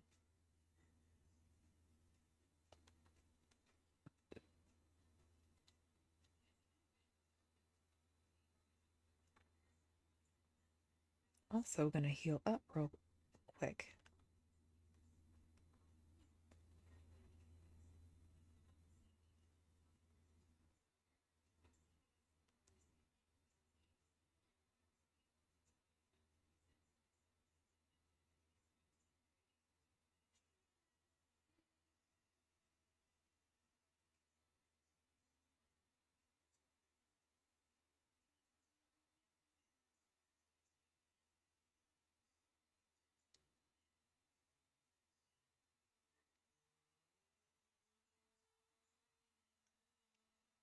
Can you guys hear the game music fine? Is it too loud?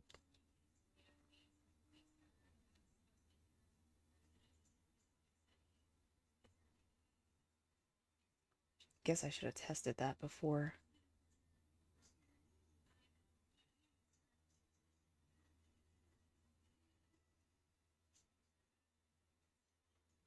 Oh, goodness.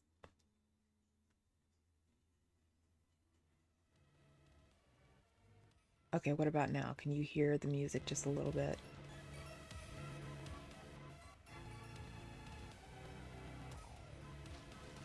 That really would have been a quiet gameplay. No wonder. You guys were just listening to me and nothing else.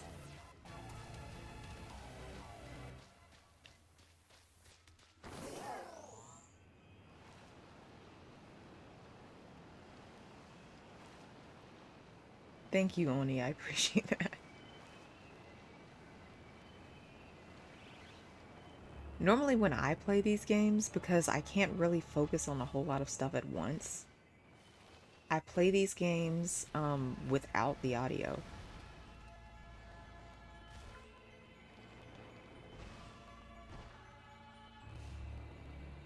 So it's not really too different for me, but I want you guys to be able to hear the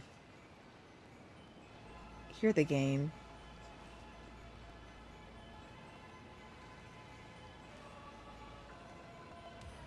Okay.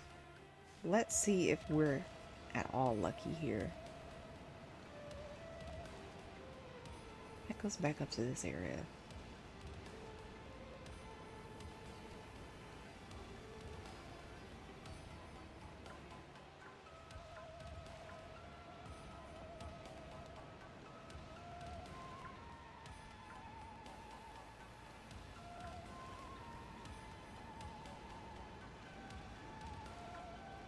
I do like that the giraffe ring finally has an evolution now. I know a lot of people were upset that it wasn't really what we were expecting. Like, we were expecting like two heads on both ends, right? It was in the making since Gen 2. Yeah, it took so long. But I kind of like the evolution. Not a lot of people really care for it though. It wasn't what was expected, but I think it's better, to be honest.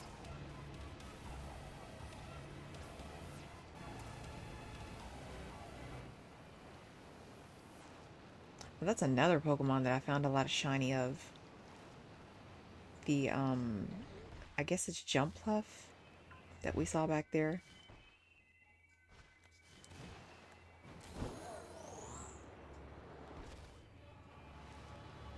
So I think it's just Pokemon that spawn easy.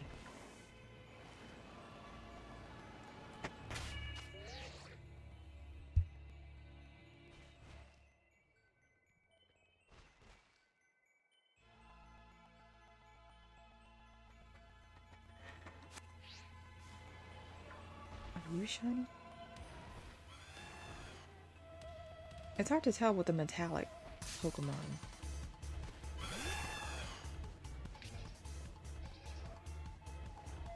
I think a lot of people don't care because not a lot of people like Giraffe Ring in general. That's fair. There are just some Pokemon designs that just aren't it. Still really disappointed in the Flamingo. The Flamingo Pokemon from this generation. It's nothing special. Oh, I got a shiny stone.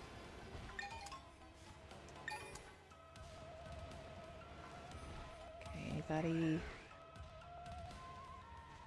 This is that Pokemon that I was saying before. I love this Pokemon. Oh, get out of the way. I need to take a picture. It's one of the only bug-type Pokemon that I really like. Frostmoth, yeah. I love him.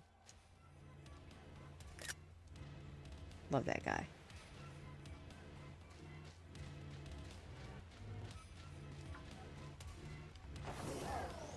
Makes a sentient trash bag look creative.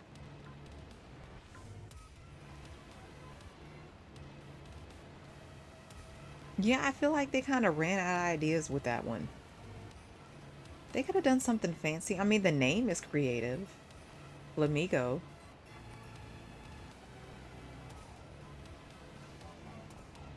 I feel like there's a lot more they could have done with that. Guess we're not having any luck today finding any shiny Pokemon. This never happens for me. All the Pokemon that I showed you, or that I've shown you guys in the box, that was just one box, and I found all those Pokemon just roaming around. Some days you get them, some days you don't. They probably thought of the name first and couldn't think of a way to make the design better. That makes sense.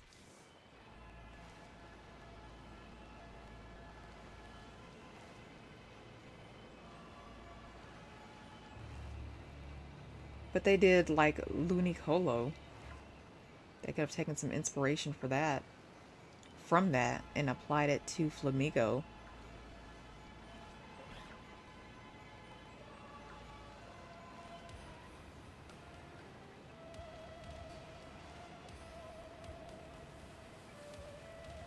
I think in a lot of ways, Pokemon is, and you know what I have to say about that is, I've noticed we've on stream kind of looked at someone's channel. I forget his name, but he makes like Fakemon, and he's created like his own Pokedex. There's a bunch of Swablu. Was there a shiny? He's made his own Pokedex and designed his own Pokemon and stuff like that. Come up with their own Pokedex entries, their stats and whatnot. And like all of the designs are really creative, and it makes me think. Swablu was your first shiny? I've never caught a shiny Swablu. I'll have to keep an eye out for that one. I bet it's cute. I want a shiny Altaria. But if Nintendo is running out of ideas for these Pokemon, like there are people on YouTube who are doing this stuff as a hobby, and they're doing a great job. They've created their own Pokemon. They've created their Pokedex entry. They've created the region for their Pokemon game, and it's all fan created. It's like if you're running out of ideas, just hire people like that. Give them work.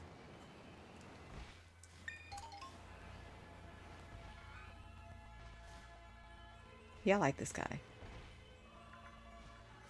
The evolution. It's really cool.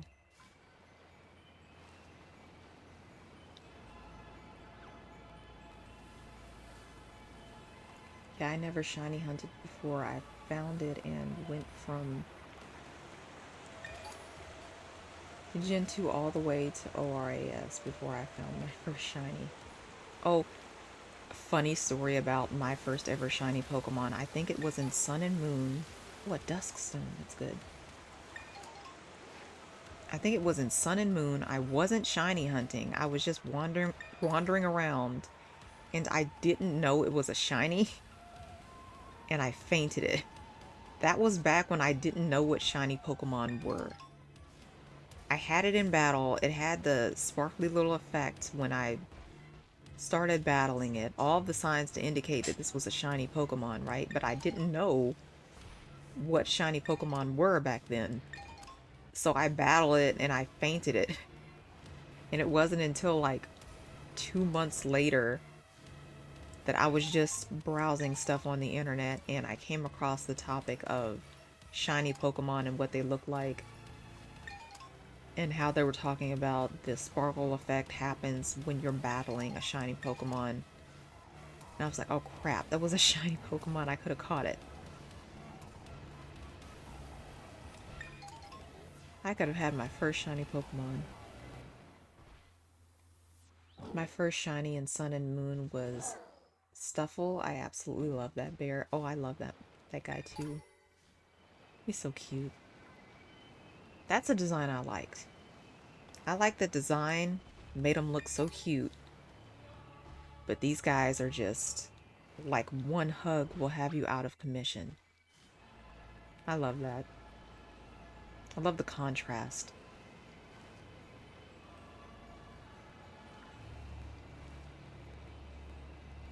But I think the first shiny Pokemon that I ever had in game that I knew of ended up being from a Wonder Trade.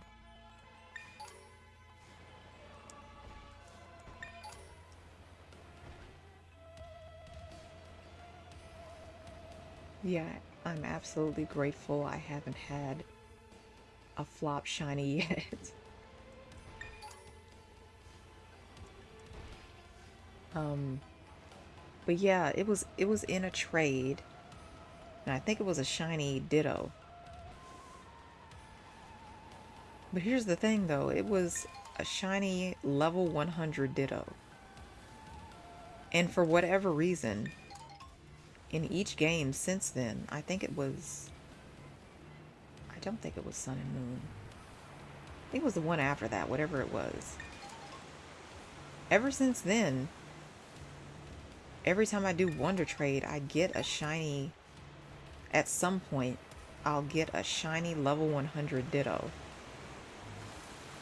But it'll have like the name of some website.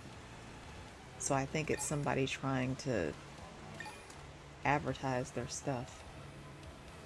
I was like, I'm keeping it. It's shiny. It's still mine. I'll add it to the collection.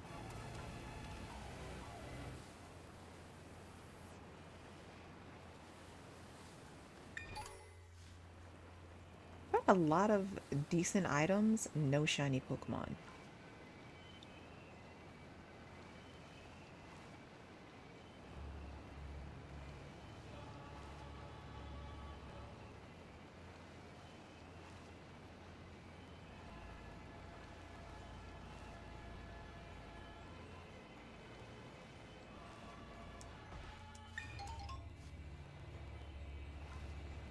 Well, let me see.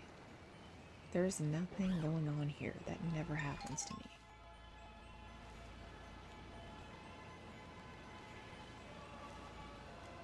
Oh well, we can always try a different area. I'm actually gonna push pause on this and go eat some food because I haven't eaten today. So we'll probably just hang out and watch some memes for a while I eat.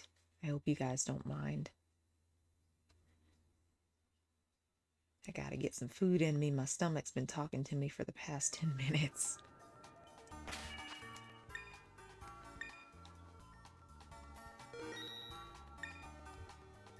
So let me actually set that up really quick.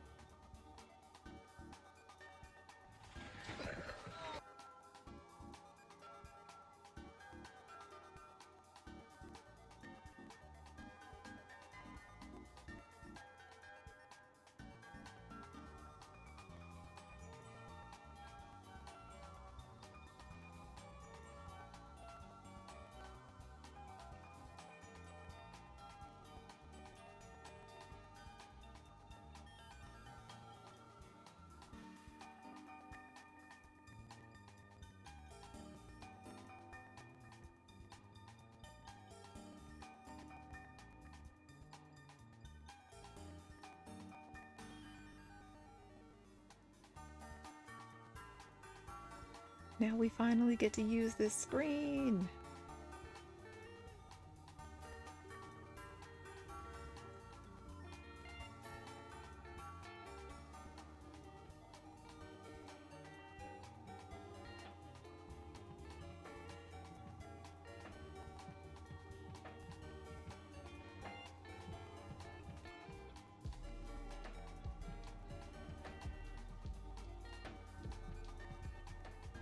me see something. I disappeared and I have no idea what happened to me.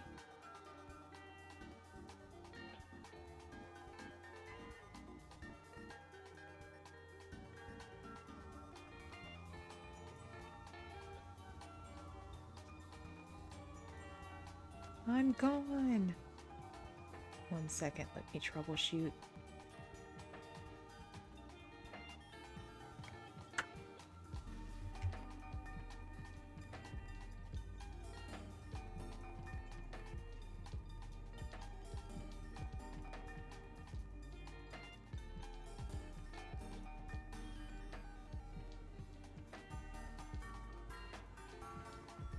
It wouldn't be my stream without a little bit of scuff.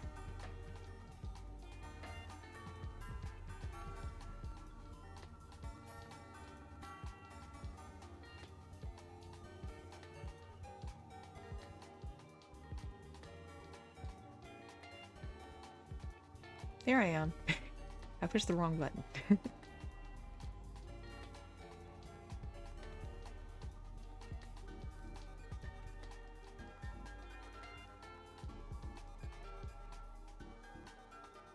That's what we needed.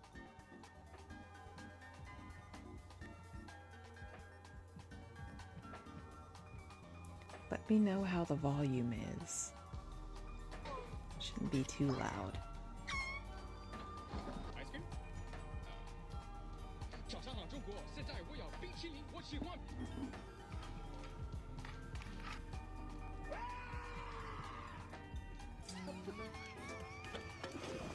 How's it looking?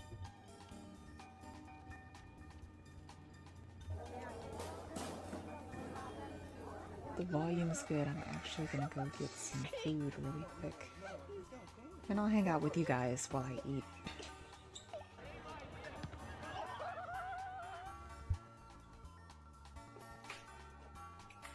You're under arrest, so that's why you got handcuffs on, okay? So you're gonna stay here. And is the most dangerous prisoner in the UK. Well, no shit. Current freshman graduating at Lehigh University studying finance. He said to graduate in 2027.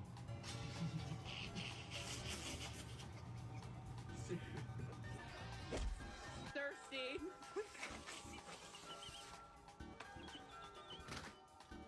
Hey! Si, elle a sauté, elle est venue là, là.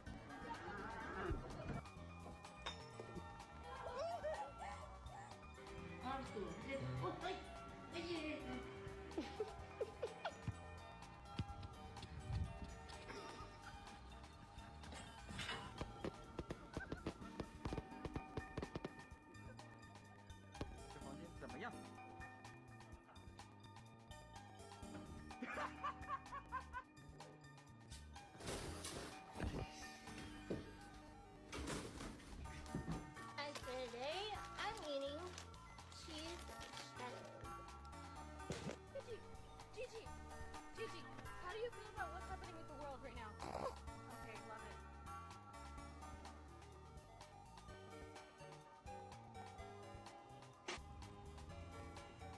Молодой человек, у вас сигареты не найдется? This morning he really pissed me off. You know what he did? What? He opened the door for another girl. She was in a wheelchair.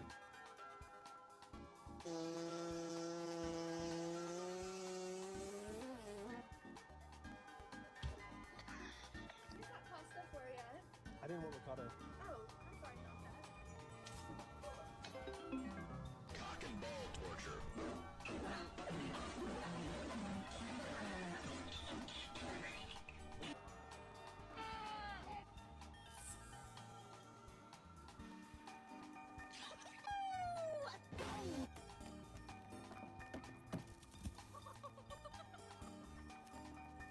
Thing to wear to court. A lawsuit. Sammy, when we get in there, you actually have to be serious, bro. This is your third offense. Hey, we're friends, huh? Man, get the hell up out. Wait, who's paying for the ambulance?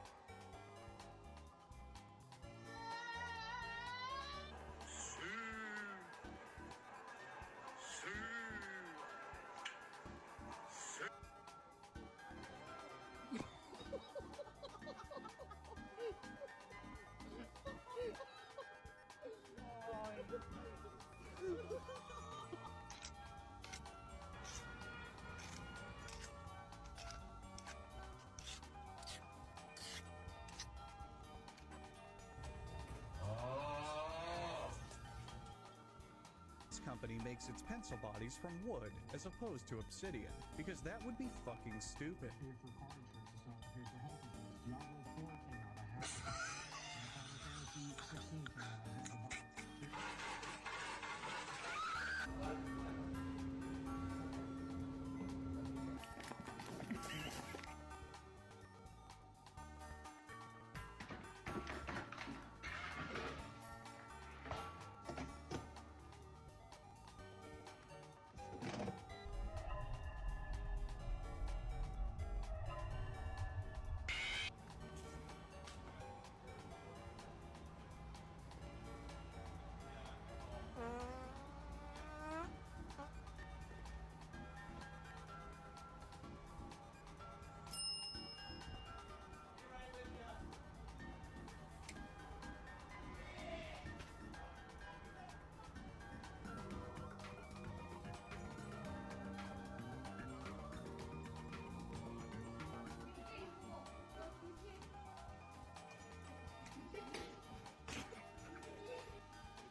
Hey, go no, get back, get back, get back. People who think I'm hacking, I just bought a brand new PC with no cheats, and I'm still hitting clips like this. My girl broke up. She told me she gonna slash my tires. I come out whole tire gone. The fuck she do? This bitch hit my shit with Thor's hammer. This bitch hit my shit with a Hadouken.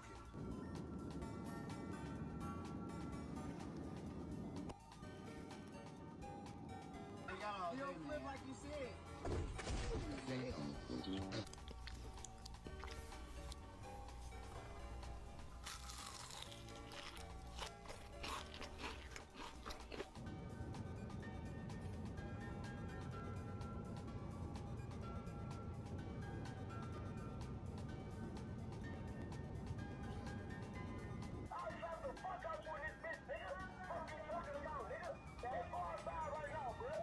I just want some prop. I just want some prop. You can try rocking your baby. You can put your baby in a rocking swing. Drown it.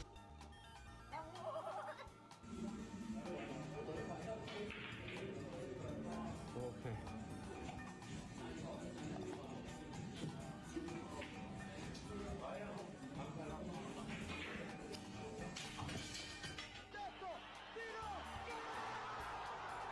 Happy birthday balloon, and it's tied to a banana. A happy birthday banana balloon. Is it your birthday? Shut up. Hey baby, looking for a date? No thanks, gorgeous. I'm happily married now. Twinkle, twinkle, little star, and a happy new year.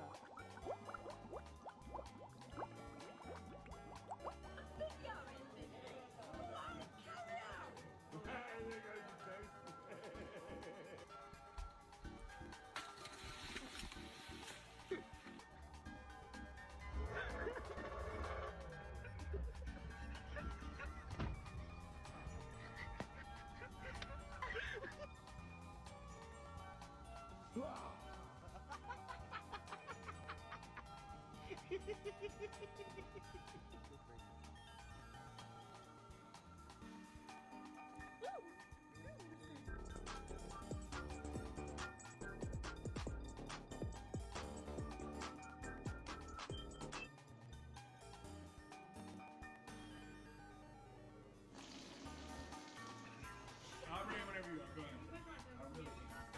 What? Whenever you're ready. Hey buddy, you left your giant poster on the ground. I don't pick that up. Oh wait a second, never mind, that's paint, my bad. Proxy! 2004 Chevrolet Tahoe, state of Georgia.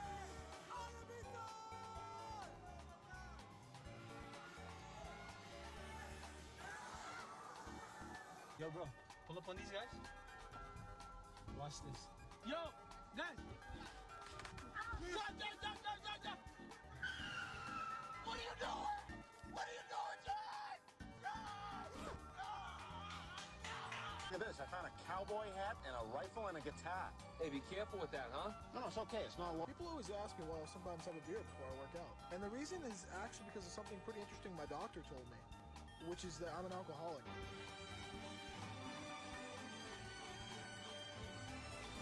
My glasses did fall out. But we are on I the right have track. returned. We're getting back in. See? We'll just chill out and watch some memes for a little while I finish my food. Excuse me, sir. What the fuck is that? Bigfoot. Oh man, look at him.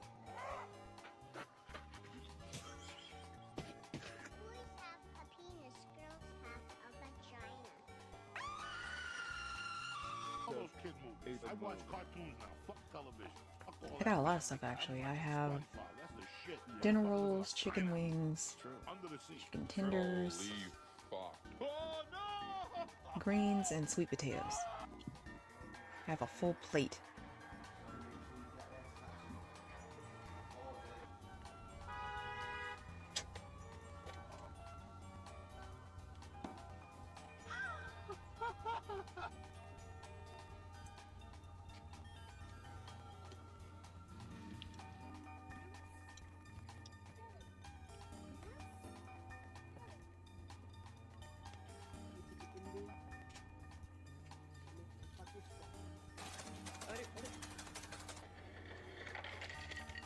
That's good stuff. An apparatus called a sheeter. The dough is pressed into sheets. A worker takes a big sheet right in front, right on top of the apples, and presses it down so the pies are full of sheet.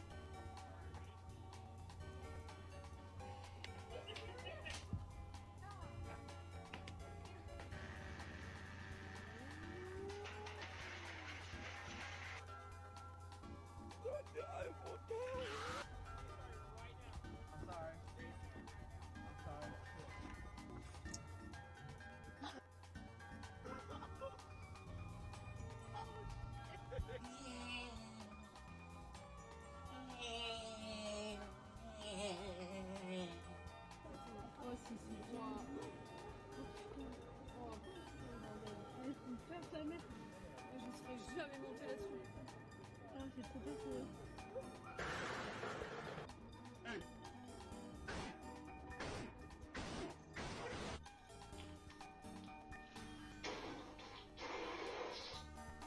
Bro, don't fuck a big ass thumb, bro. I didn't mean to do that shit, bro. He said about big ass thumb. I fucked that. I thought, bro, damn.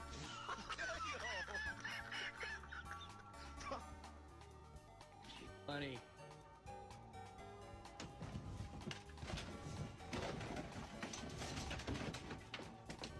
Going nowhere. I got you for 3 minutes. 3 minutes of heat time. You're right, and I hope this is dark enough. Let's try it.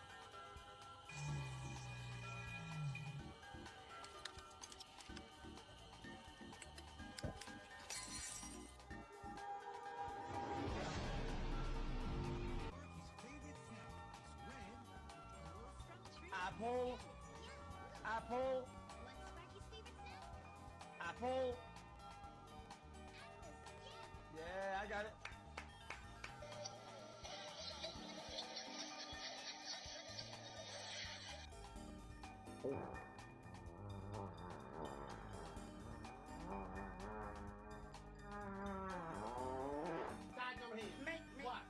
There's a camera on you, baby. There's a camera on me right behind you. Oh, hello. Praise the Lord.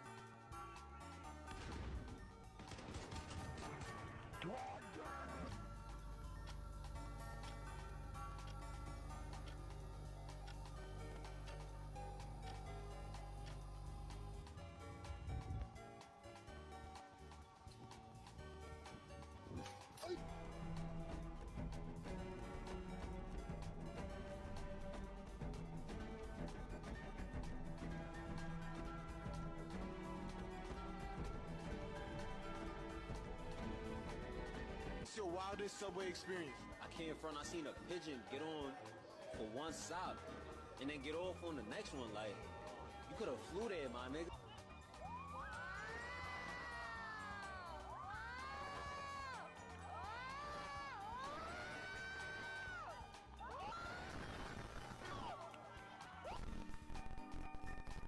Have put in. Okay? I know you guys are jealous of my SpongeBob SquarePants. No, it's a me hoy me no no.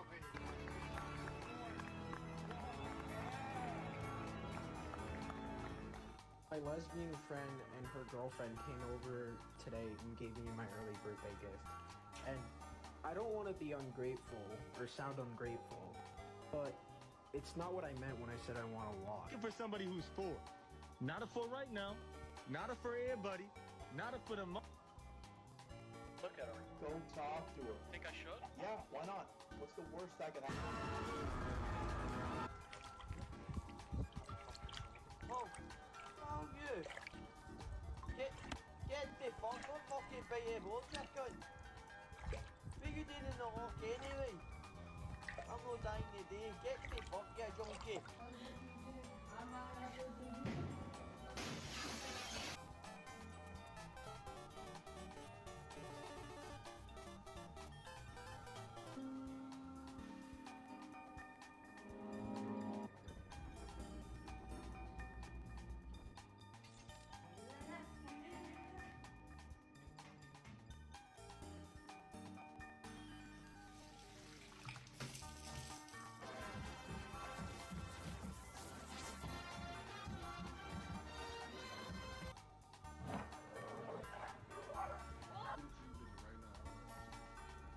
Ready bitches skinny as fuck.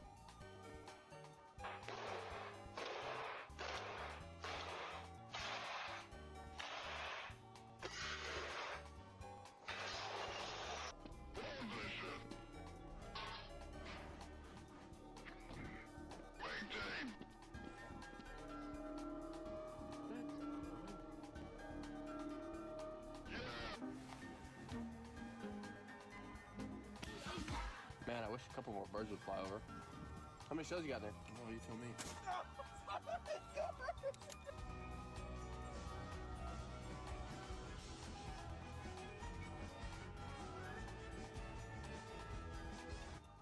Fun time?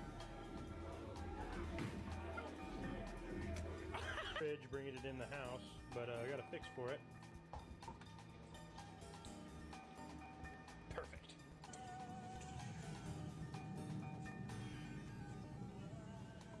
Damn, it's pretty steep.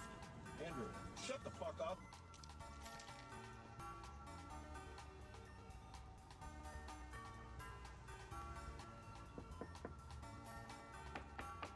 Chicken fajitas. All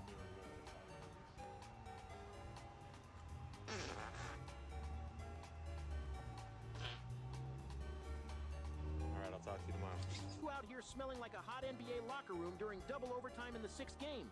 You've been wearing that sweater since September 1969. Fuck you, Fred.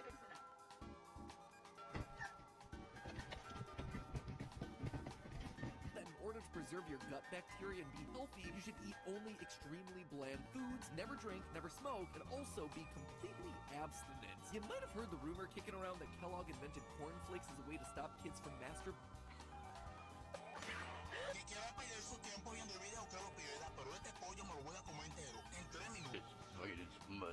Nothing to fucking stupid with me, was it?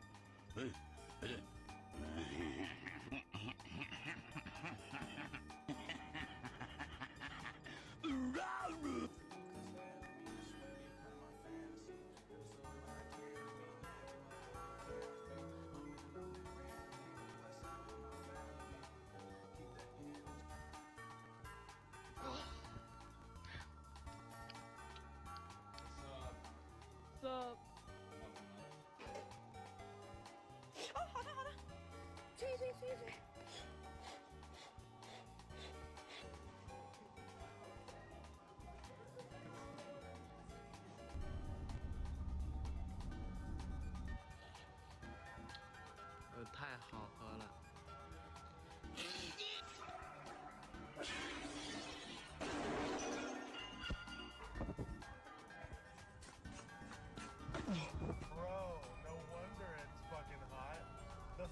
aren't spinning. They haven't turned them on.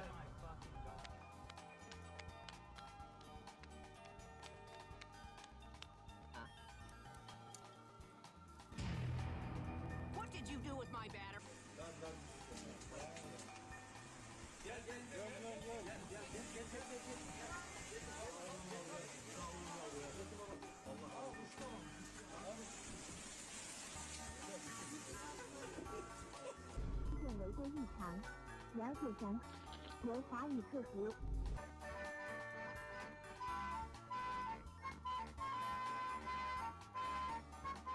Don't forget to hold quick conversations with our younger guests, too. Children often play a big part in deciding which restaurant their parents visit. I was just telling the guy before you that the Jews control the weather. When will I die?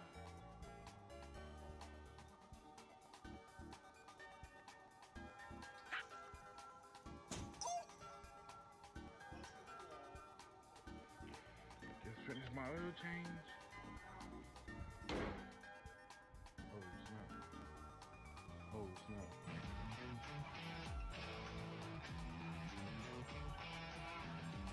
Hello guys, welcome back to another walking tutorial, and today I'm going to be showing you how to walk with your air forces. So what you want to do is, don't walk anymore. Fuck that shit, fuck walking, levitate so you don't crease your...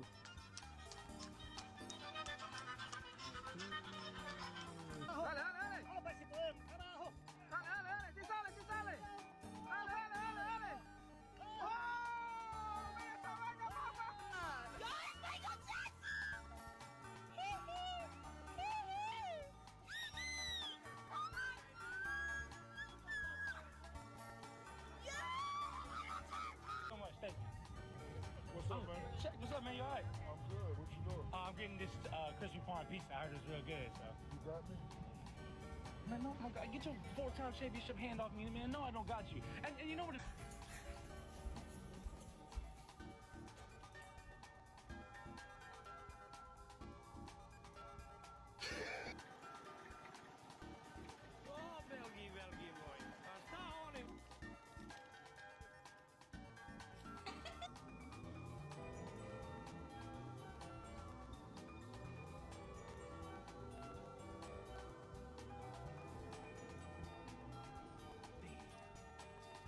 Damn, boy. Damn, boy, he's there.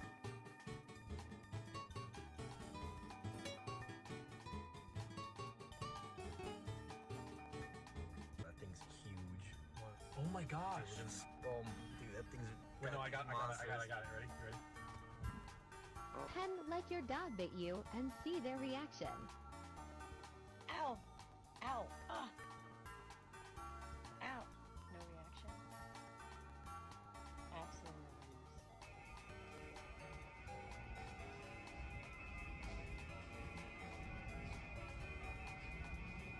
no. Where did you get that?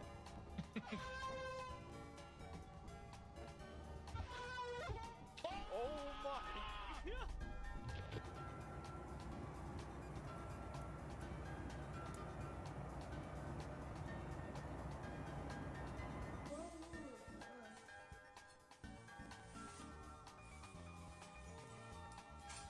What do mathematicians call a number that is less than 0?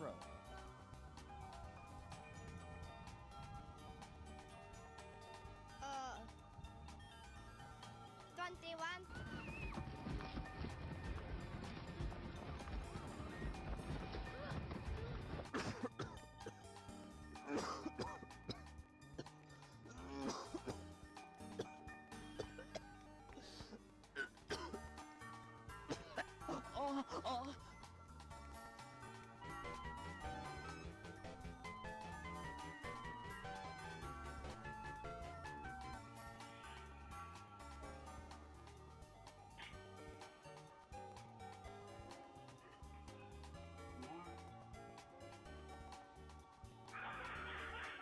Really good drawing. Most people that tag me in their drawings of me, it's just a fucking stick figure with a big chin.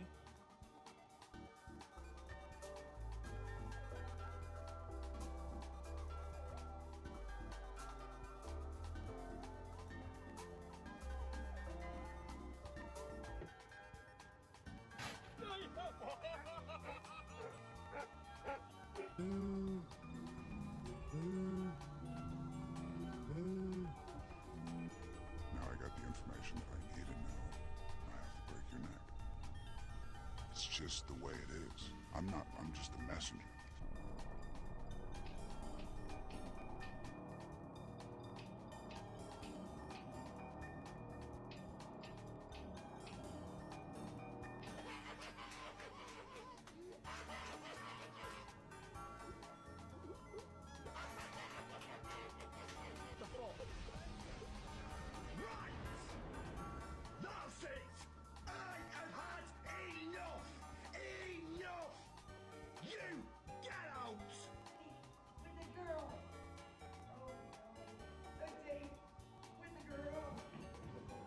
What the Sigma?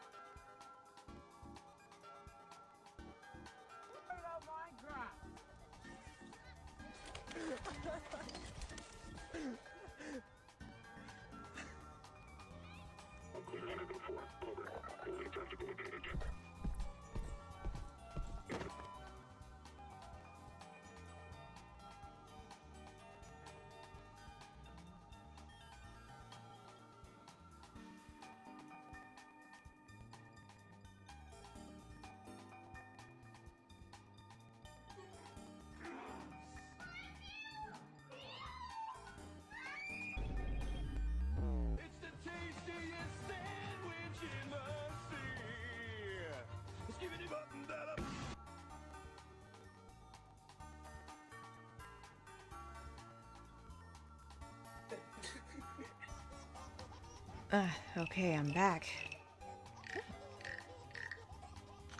Good news, my hiccups are gone.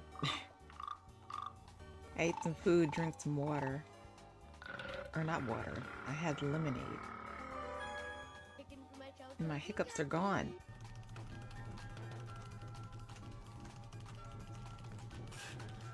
So now that I'm done,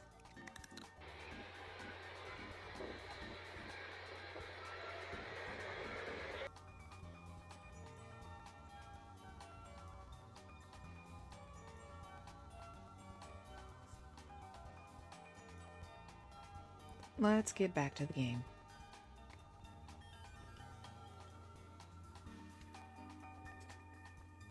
Sorry about that, I had to eat while my food was hot. I did, it was good food, thank you.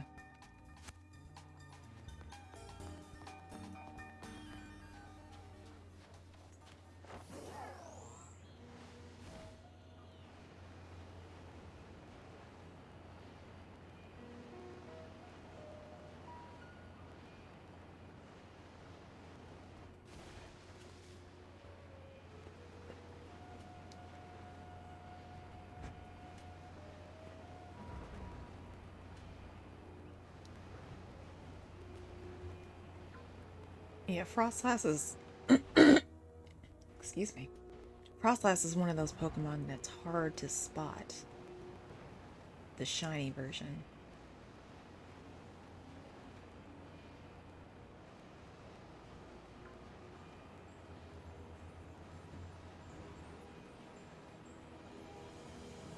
I'd like to have a shiny Frostmoth, too. I think that would be good. But I think that's just another one of those Pokemon that I'm gonna have to breed for. Ghastly and Haunter are another one of those tricky ones. You know, I think it would be a good idea for me to go ahead and look at areas that are having a whole lot of Pokemon spawn right now. Oh, I really want a shiny Sneasel too. I actually spoiled myself and I saw what it looks like. Now I really want it. I've been on the hunt for one of those things for the longest time.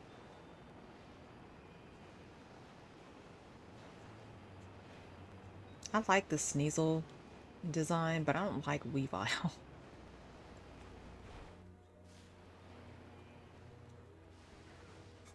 So I don't think if I caught a shiny Sneasel, I wouldn't evolve it. I think I'd just keep it as it is.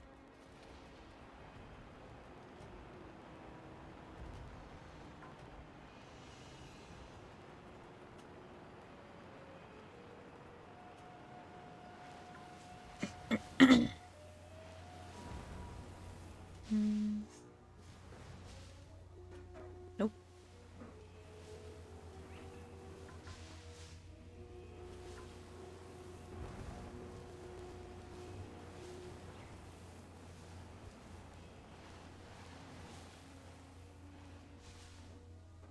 Yeah, the pink ones are so cute. I saw Murkrow, a shiny Murkrow. I ended up catching it. Wait, did I end up showing you the second box, actually?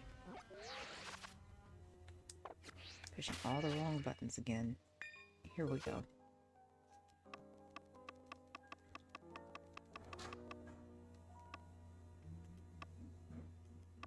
I had a whole nother box of shiny. Well, yeah. I have two other boxes of shiny Pokemon that I caught. Okay. I caught this guy. Look at him, he's cute. I caught the Murkrow, actually. I caught him and then I evolved it.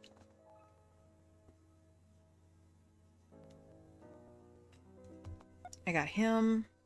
I had two of these guys, and then I evolved one so that I could have the pink Hunchcrow. Then I ended up catching this one. One of my fave birds. Yeah.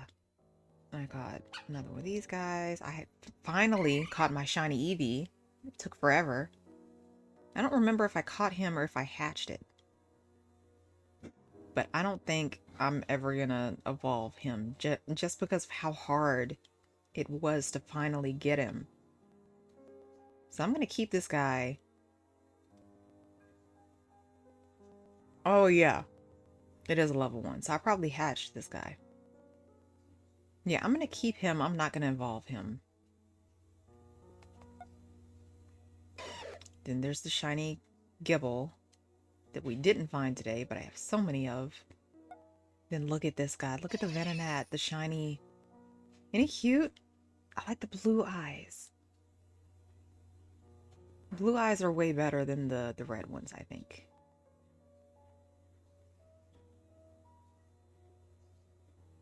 The Gibble, a level 60. Oh, well, you know, where they spawn, I think they're all level 60.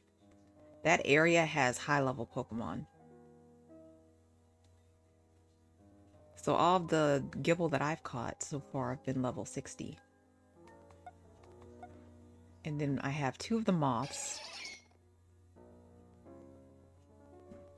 Yeah, it is really high for a first stage.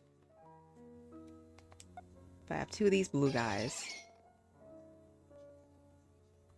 And then I have this one. I caught so many of these guys. Then I actually traded for this guy. It was a wonder trade and I got him. I'm like, what was this person thinking giving this guy away? And then we have her. I was so happy that I caught this one. Yeah, I got a shiny game exclusive. When I do wonder trades, sometimes I just get really lucky. And they trade away just like the most awesome Pokemon. I have no idea why.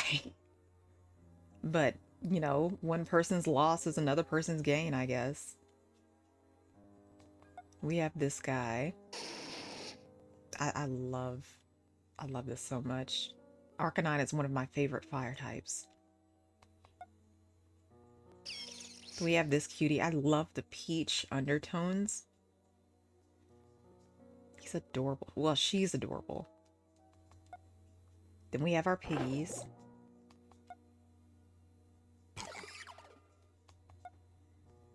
And I got two of these guys. I wanted the female. Then we already caught a shiny Corviknight. I forgot. Has Raichu always had that shiny color? I think so. But to be fair, this is the first shiny Raichu I've ever caught. So this is kind of all I know.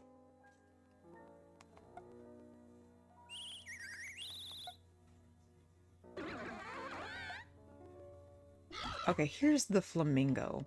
It's just a flamingo. There's nothing special about him at all. But I ended up catching two of him. But this is what I meant by like duplicates. I'm probably just gonna trade away some of these guys just to free up some space. He's just a flamingo. There's nothing special about him. But I really like this guy. The Ursa Rings shiny. Finally caught a shiny Go-Goat. Halucha's is freaking cool. I love the color scheme.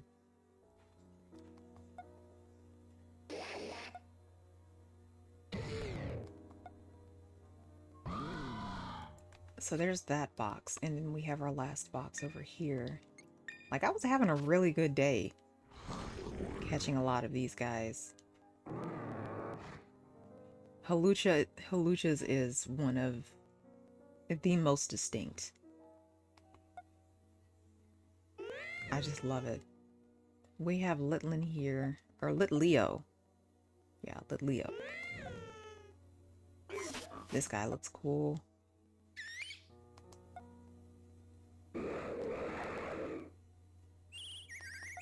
Yeah, I caught so many. It wasn't the other one. It was Hoppet that I caught a lot of. I think I caught 3 of these guys. No, 4 because I evolved one.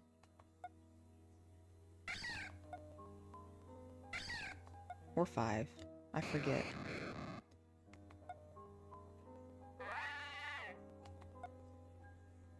But I had the best luck catching a lot of these. Oh, I remember this one. This one was one of my favorites. Look at that. He's so freaking cute. I didn't like the color scheme of the original. This one I like way, way, way, way more. I love that so much. Then we saw the gold guy. I have another one of these guys.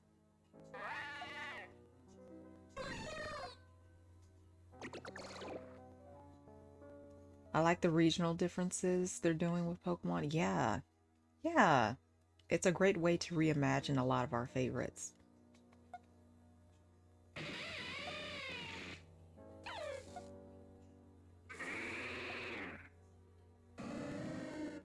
This one, I was so glad that I caught because it just reminds me of, I don't know how many of you watched the Pokemon anime and how Ash's Noctowl was technically a shiny.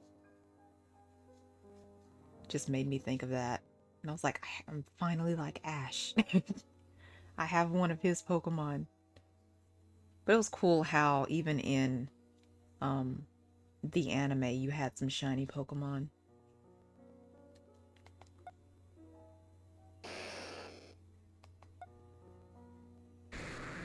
Oh, look at this. This is so cool. I've never liked Macargo. Thought it looked kind of weird. But the shiny version makes me like him so much more.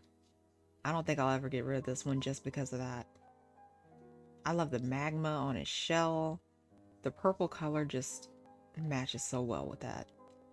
I love that color scheme.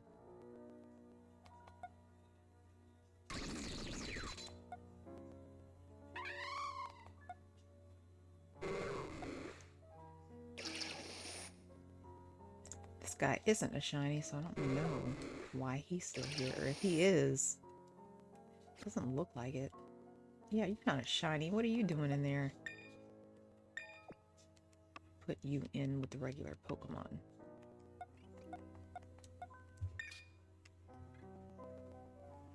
But yet, while I'm thinking about it, I might take a lot of the duplicates now. Let's see. Let's see. Who could I part with?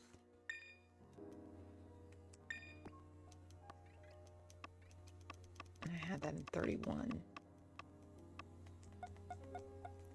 These Pokemon will be named and traded out within the community.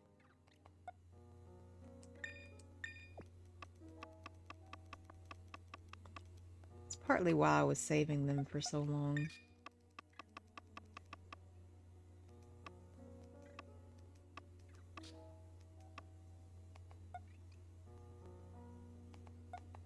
I might trade you out just because I don't really care for don't care for you. We'll trade you.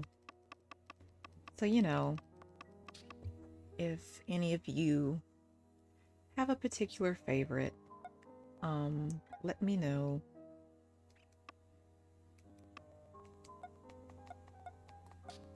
So that I can name them after you and then trade them to you.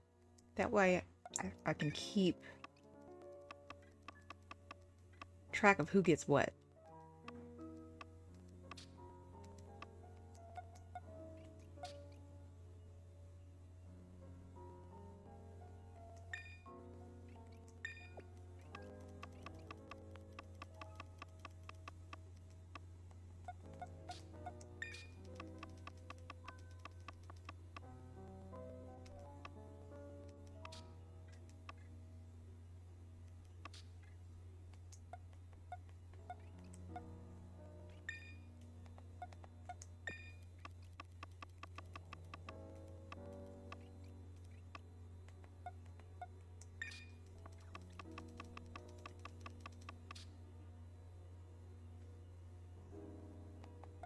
Let's see. Who else?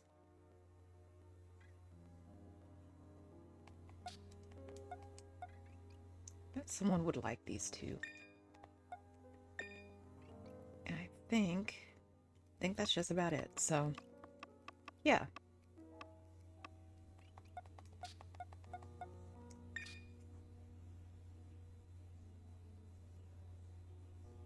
So this will be the box that will trade out to people. You're not shiny. I almost thought you were. Forgot that this Pokemon has different seasonal appearances. Look at you, favorite Pokemon of this generation right here.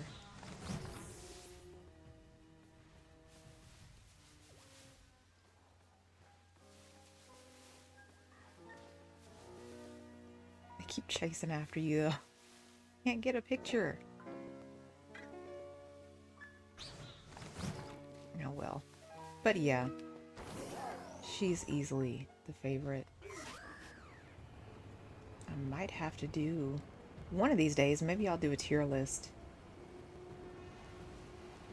Picking my favorite from each generation. Maybe, you know, I think I already did that. Scratch that. I think I've done that already. There was a chart thing that you had to do to pick out your favorite Pokemon from each generation, and I think I've already done that.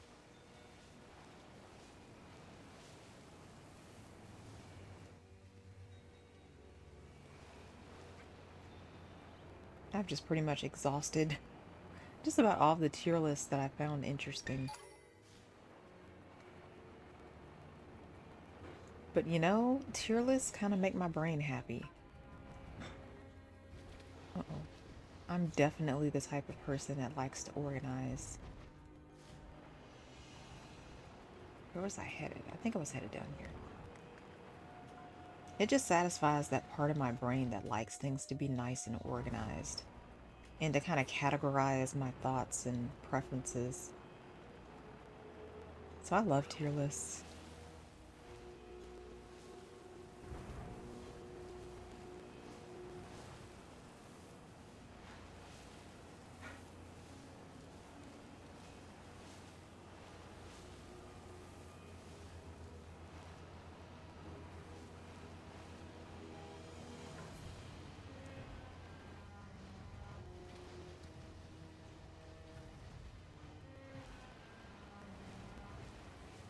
Okay, this is another design that I don't get. This Pepper Pokemon. Who thought that was a good idea? He doesn't even... I think this is his final evolution. Like, come on. You could have done more with that. They could have had him like, Hydreigon. the dragon with the heads for arms. Grass and Fire is a neat type. The design could have used some work. I do like that they're peppers, but I feel like he needed one more evolution. Like, it shouldn't have stopped there. They could have done more with that.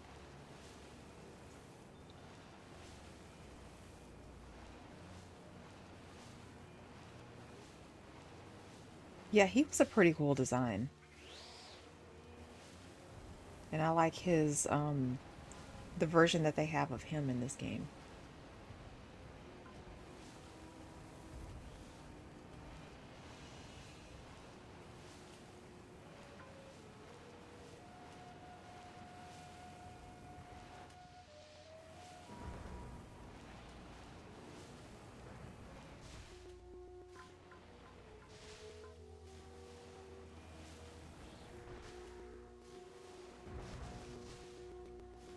Size difference between you two? There's another thing with these games is that they introduced different Pokemon sizes. I think in Legends of Arceus, to where they had it to, like, you can get like a Bleasel in different sizes. You can get a really big Bleasel and a really small one. So I thought that was interesting. I don't really know what that was for, why they implemented. But that still carries over to this game.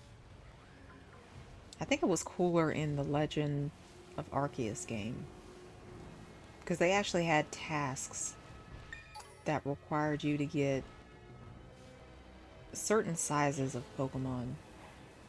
So they were really making that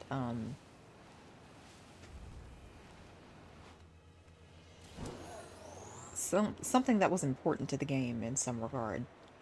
But here it's just, oh, you notice a Bleasel that's a little bigger than the rest of them. That seems cool. That doesn't really do anything.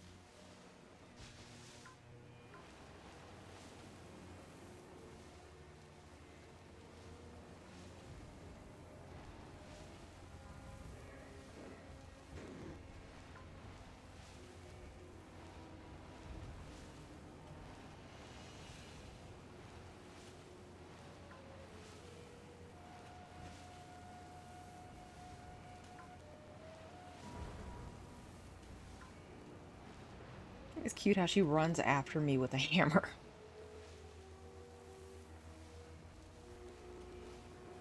Every time I ride past, she just runs after me with a hammer. That's just so funny.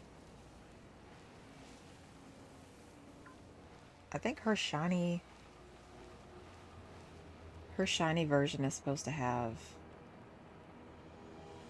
a brass hammer rather than a steel one. But I haven't found her shiny version yet. Okay, that's enough of this area. Where are all the Pokemon hanging out? Don't want that one, don't want that one.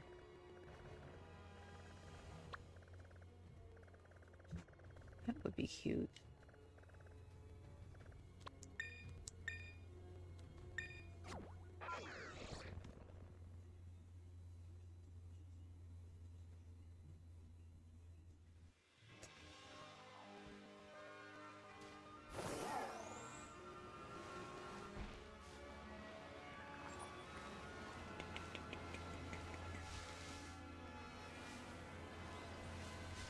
Okay, where are they?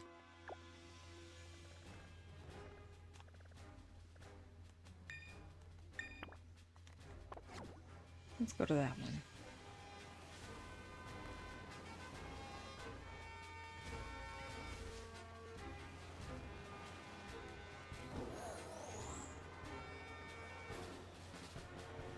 I actually, now that I think about it, the Psyduck that I have,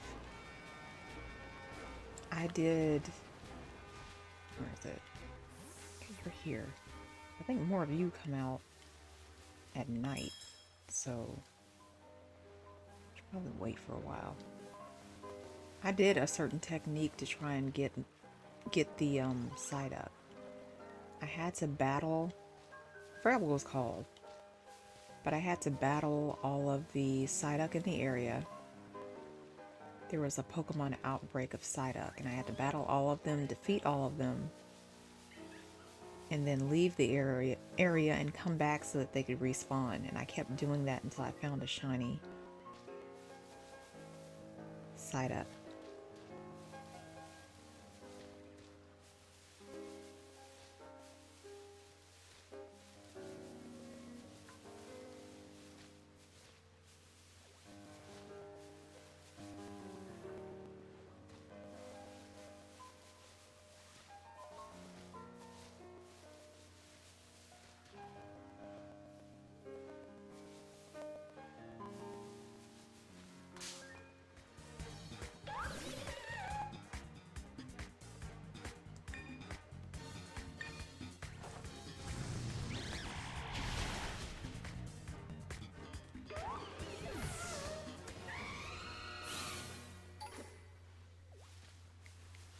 I think I'll defeat all these guys. We'll see if we can get a shiny. If not, we'll just continue with the plot a bit. See if we can't beat that other Elite Four member.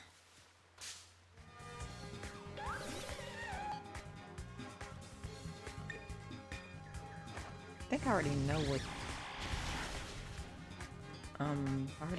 its shiny looks like. Won't be much of a surprise.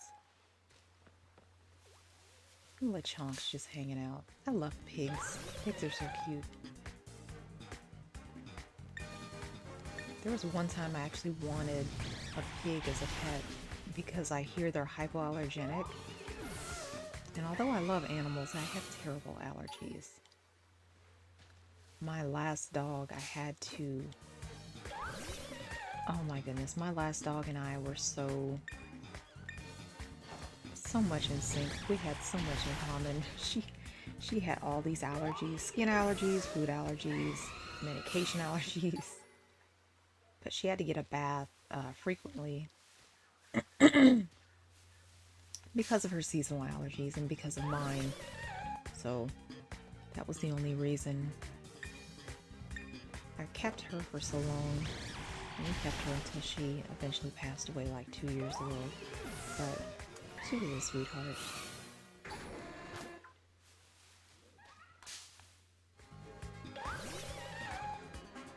I think I tried having... We had a German Shepherd as a kid, and we ended up having to give it away because it was a long-haired dog and my allergies just couldn't handle that. I was always sick. But from what I hear, I don't really remember the dog, but from what I hear, very smart, very caring, and apparently was very protective of me as a little baby. It just kind of makes me sad that we had to give him away.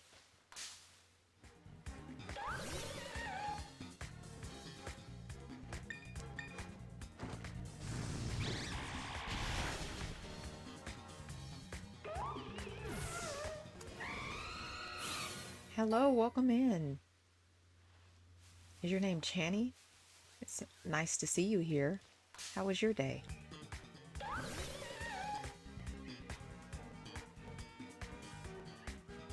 Well, we're playing some Pokemon. We're eventually going to continue with the DLC plot, but right now I'm trying to see if I can't get my hands on 1 or 2 shinies. I'm not having too much luck.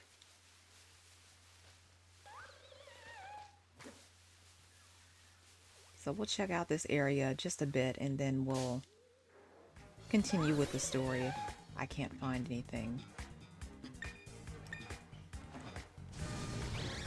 But how was your day? I hope you're doing well.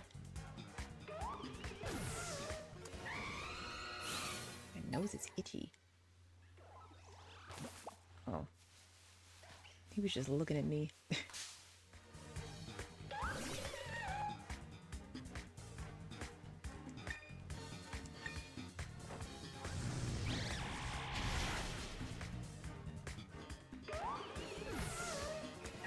Yeah, I can send out my Pokemon to get them, but I'm trying to get just one specific Pokemon.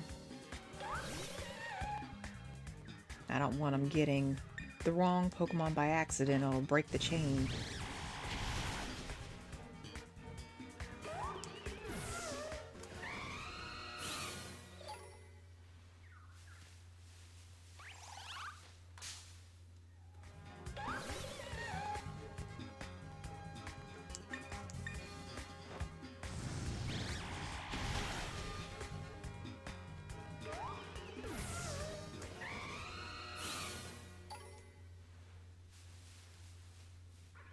That was all of them in the area. Yeah, we're trying to find some shiny Pokemon. We're trying.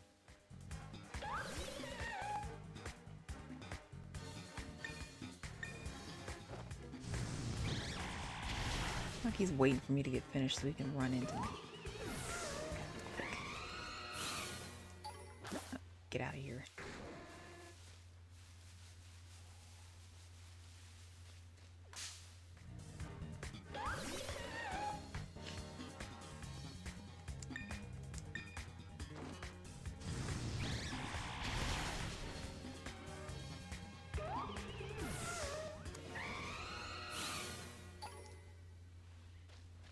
There's some more over here. I figured these guys would pop out at night, not the middle of the day.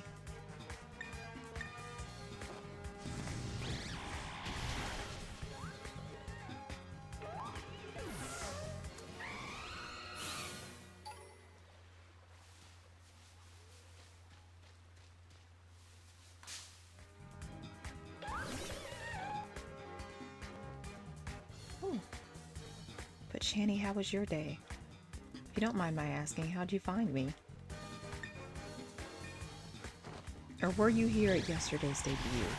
And I just forgot your name because I'm a scatterbrain.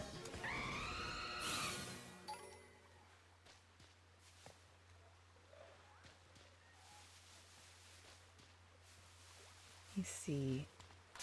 I know what your shiny looks like. So I think I'll be able to spot it if I come across it.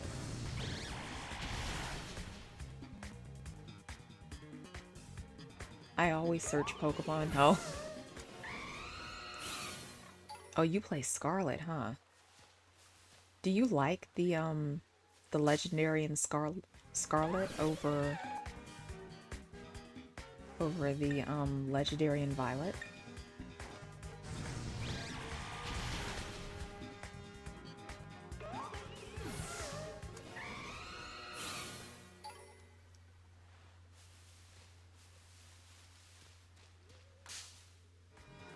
I like the Legendary in this game because it looks more like a bike. I do, but I wish I got Violet for the Paradox forms. Yeah. I think I like the Paradox forms, like the futuristic ones, a little bit more than the prehistoric. I think the only prehistoric Pokemon that I really liked was the Jigglypuff variant. I thought it was cute. I think I ended up getting one. I liked it and I liked the Mischievous. Yesterday was my first stream. No, yesterday wasn't my first stream, but I debuted my my little chibi model here. Before that, I was just a blinking picture in the corner. But I actually have a VTuber model now.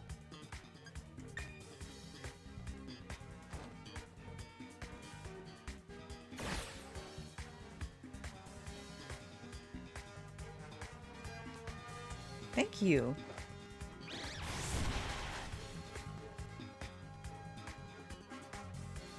I'm glad it's been well received so far. It took a while to kind of get.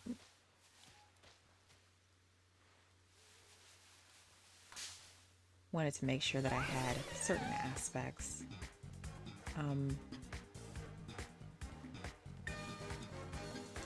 Of my model. I had to have my twitching ears. Those were a must. Did I draw it? No, I didn't draw it. Sadly, I don't have much artistic talent, but I commissioned someone to both draw and rig my model.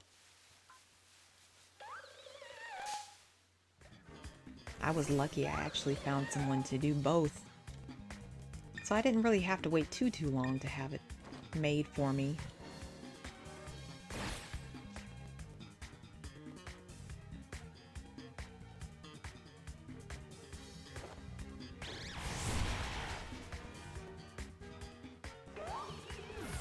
Mine wasn't as expensive as it could have been.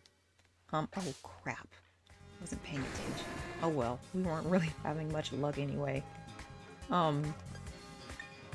Mine I don't think was too expensive because my model is a chibi model, which is a smaller model. I'll kind of show you.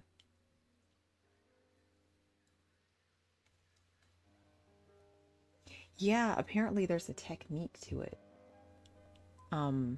Let's see here.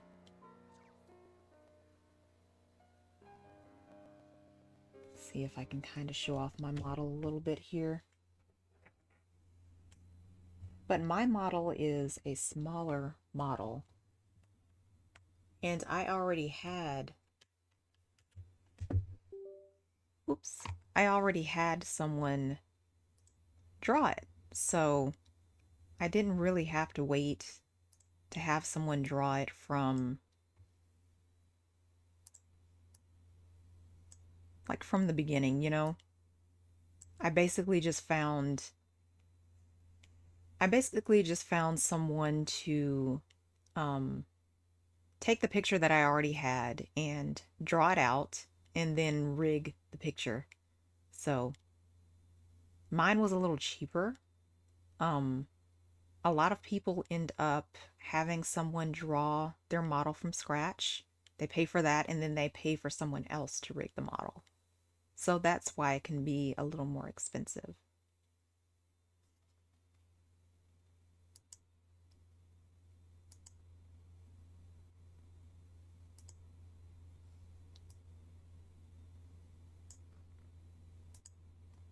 Is there a new way to do it? Oh, you mean like shiny hunting? Give me 1 second so I can plug everything back in. I love the big hair. Me too. It's one of my favorite aspects of this model. One of my favorite traits. I wanted neon blue hair. It was a must-have for me. As far as the new way of doing things, like with shiny hunting, it's not necessarily new, at least I don't think it is, but the technique is basically you going to an area that has a lot of Pokemon in it, like a Pokemon outbreak. Like if we look at the map here,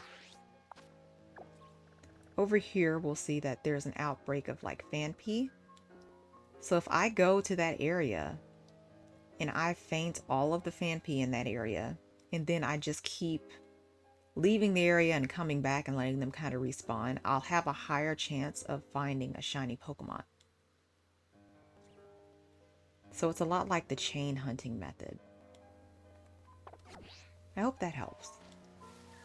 The blue and black go well together. Thank you, thank you. I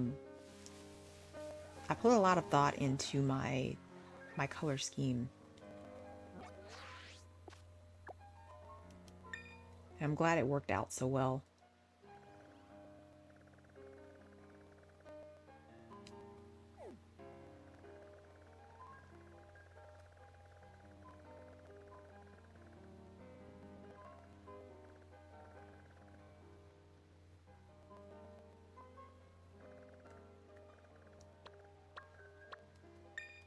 We'll go here. Let me figure out how to get back to where I was. Do you do raids with viewers? I hope to someday. I'm still kind of new to this, so I'll have to wait until there's someone that I really want to raid. I have a few people in mind, but unfortunately, I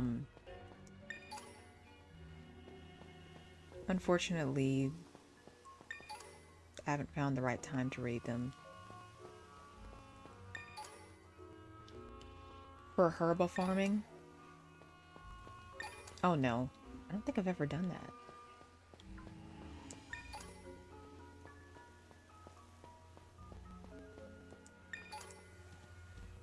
Don't run into me. Run the other way.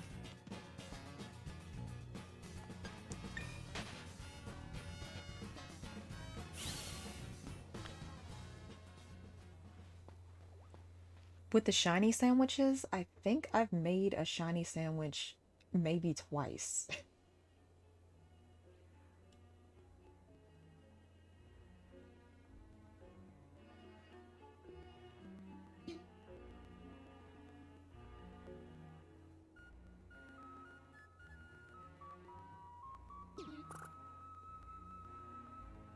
If you guys could just give me a quick second. Someone's calling and this is important.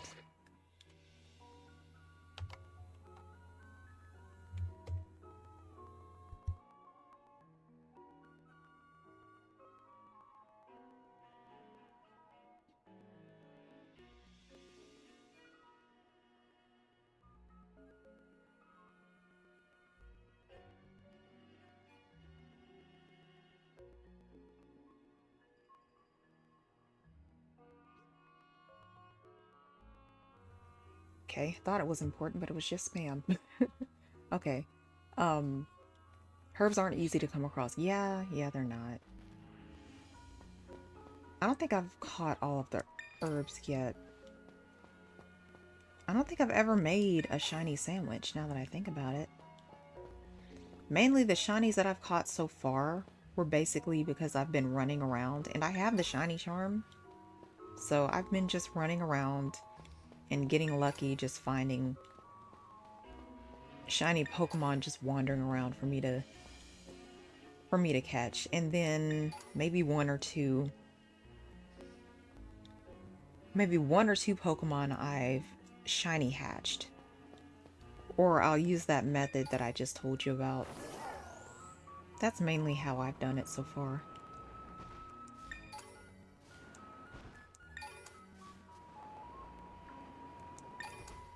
But I kind of stick to those methods because the herbs are so hard to get and they're so pesky to get.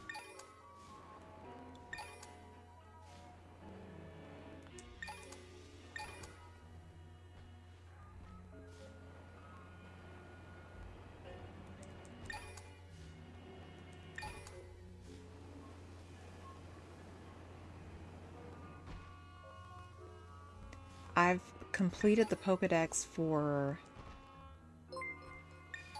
like, the game. Thank you for the follow, I appreciate it. I've completed the Shiny Dex, the original, or not Shiny Dex, Pokedex for the original game. For the DLCs, no. But how I got the Shiny Charm was because I completed it the first time around, so yeah.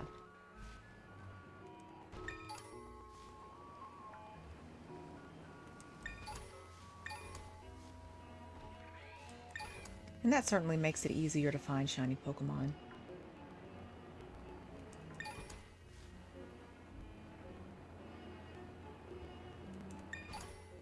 Yes, it does help the odds a lot. I can't imagine shiny hunting without the shiny charm. I know some people do that. How many shinies do I have? We just kind of... we kind of went over all of the, shinies that I caught. Let me show you. We were just talking about that too. That's so funny. Okay. So I have 3 boxes worth of shiny Pokemon right now. As you can tell, I play this game a lot. I have this box, and this box, but I've taken some of the shiny Pokemon out because I want to use them for other stuff.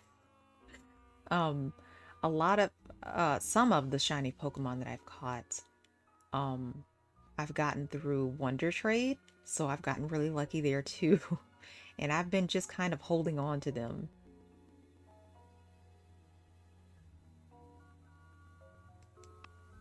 Who's my favorite shinies? Let's see.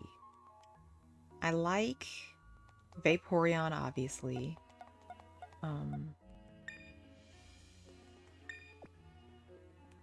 Not move. There we go. I like Vaporeon. I think it looks cute, and my favorite color is purple. So it's definitely one of my favorite shiny Pokemon. And then, what else do we have? I like Goodra. Not move. There we go. Goodra's is pretty cool too. But I've caught so many. I have to say these two because these two are my favorite Pokemon. Of course, we have Lucario, and then we have Gardevoir. Some of my favorites. And then, what else do we have? I'm a fan of Raichu, so I like their shiny. Yours is Umbreon? Yeah, Umbreon is one. Umbreon and Espeon are two of my favorite evolutions. Oh, I know what you mean, but I can't pronounce his name for the life of me. But yeah, he's a pretty cool Pokemon too. I'm still holding out for a shiny Charizard. I've never caught one. But you know, one of the coolest shinies that I have has to be Macargo. I just love the color scheme. I love the purple, the red, the yellow. It all fits well together.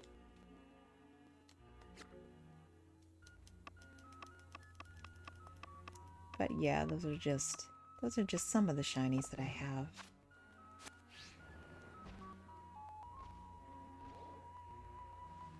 Oh, Annihilate? Yeah, I'm glad that Primate finally got an evolution. Annihilate is amazing.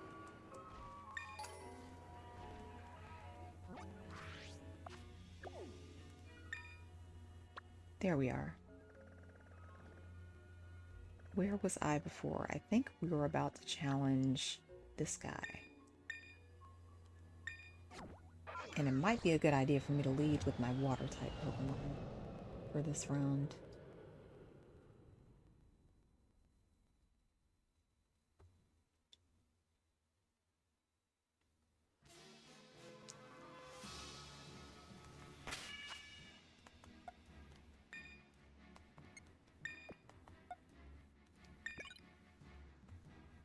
I think that's good to start. Let's put you here, and we'll put you here.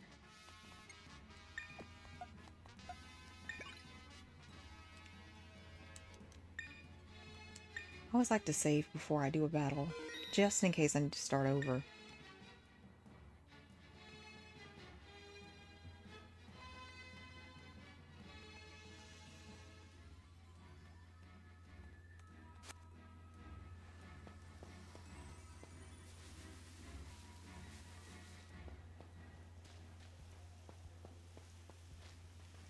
Oh, that's kind of you to ask, but no thank you. I tend to play this game on my own. But you know, if I'm ever looking for a raid, I'll let you know. I'll let everybody know in chat. Maybe we'll find something we can all do together. But thank you for asking.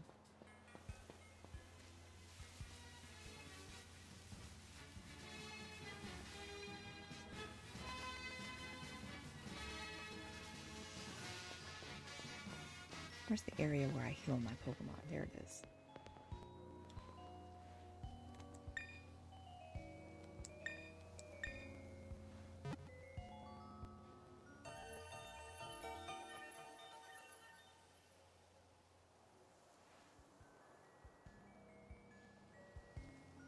Oh my goodness, I forgot again. Let me change.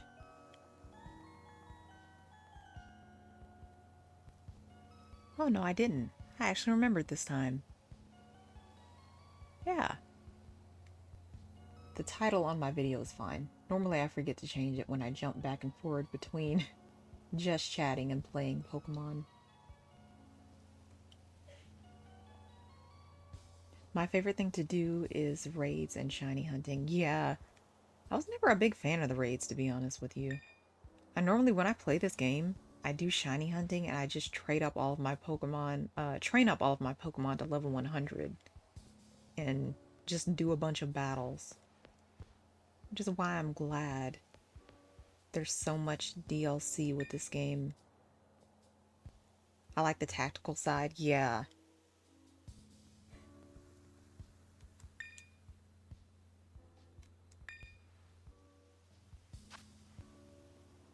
I hate that I have to pay. I have to pay to battle these guys. Are you ready and willing to pay? Sure, I guess.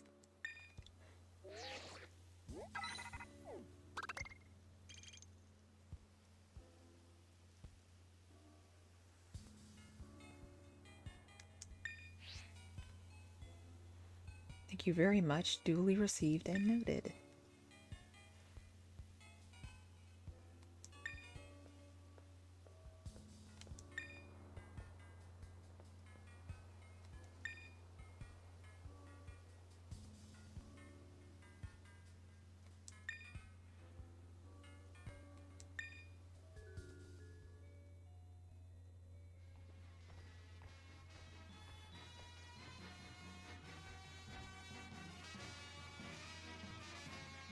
Been waiting for a fiery challenger. Figuring out how to beat the raids? Yeah. I see how that can be a lot of people's favorite part.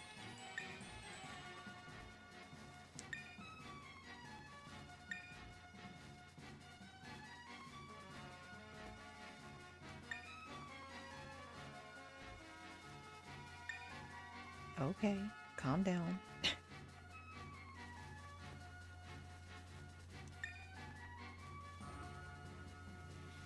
I know what you're thinking. That sounds easy, right? But you can't use your own ingredients.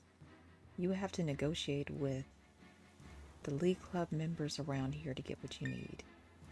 Once you think you have all of the right ingredients, come back and talk to me. Then I'll judge your sandwich making skills with my own two eyes. The key to cooking any dish is picking the right ingredients. The rest is easy as pie.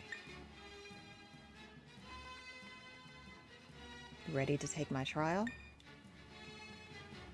Sure. Sweet. Give me a hot minute to get everything set up.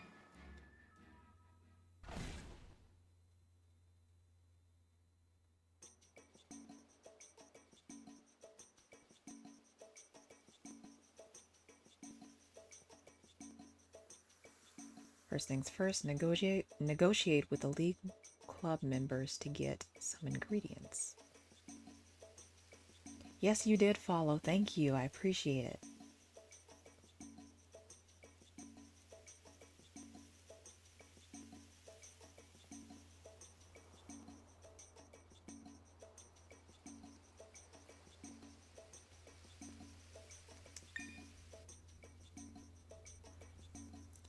You need to make a super spicy sandwich. That should already be a clue for what you need. Once you've got all of the ingredients to whip up your sandwich, give me a holler. Sweet, hopefully I'll catch more streams. Thank you for being here. I appreciate it. I look forward to seeing you again. All right then, let's start this now. I'm back with food. How's my favorite brat stall doing? I'm doing wonderful. I'm glad you got something to eat. What you munching on over there?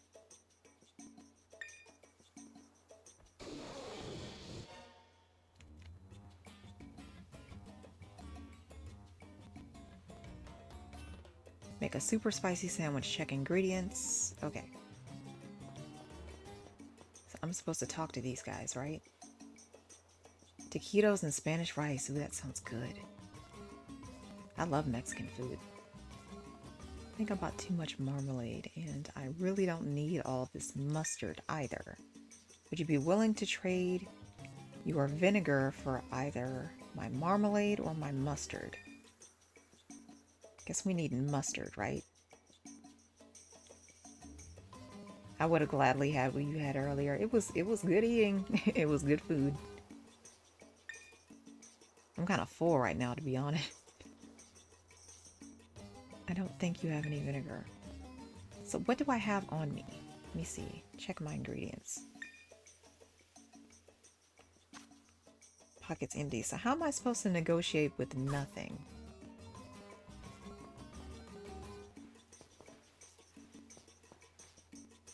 Three ingredients. Bring the right answer. Chili sauce or ketchup.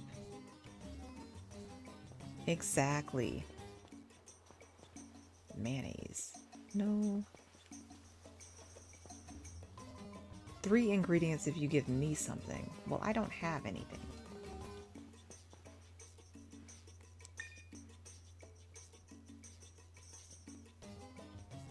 Oh, okay. Yeah, let's do that.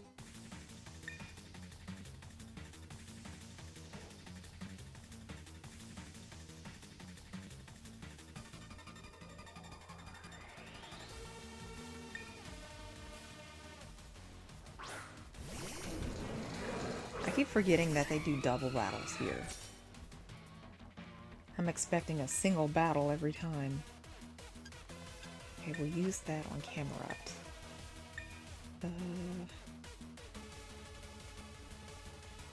What's stronger?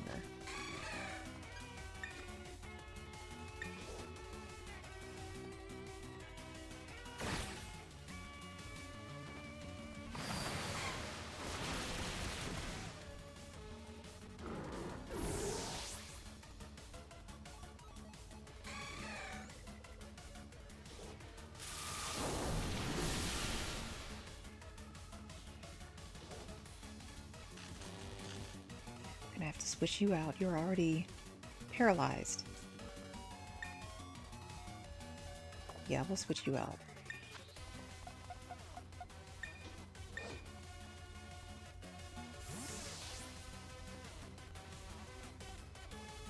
Can't have you guys fainting so soon.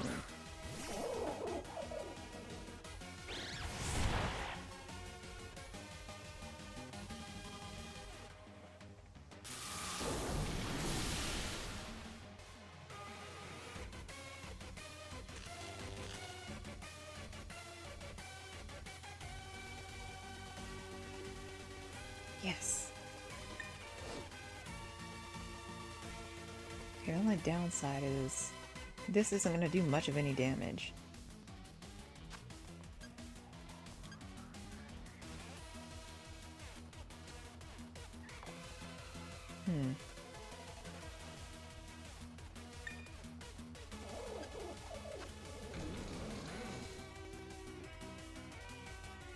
I'll do that, and then no. We'll use this one, and then we'll switch you out. Put you in.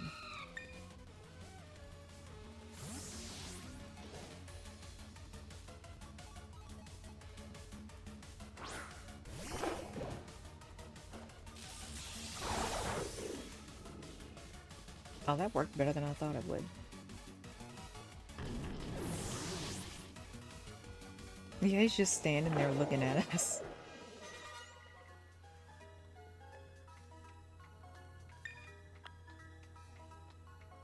Yes.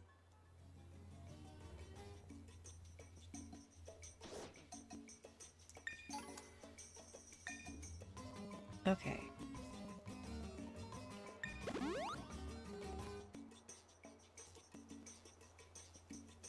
So I have potato salad. You want mayonnaise. Or you have mayonnaise. Do you want mayonnaise? I'll share some with you, but only if you can beat me. Sure.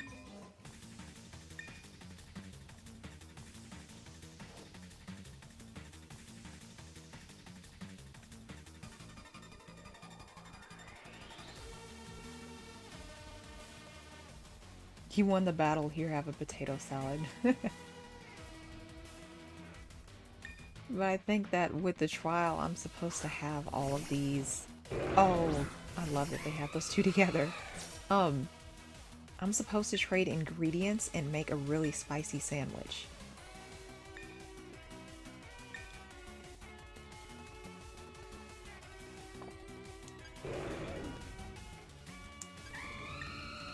use aerial ace.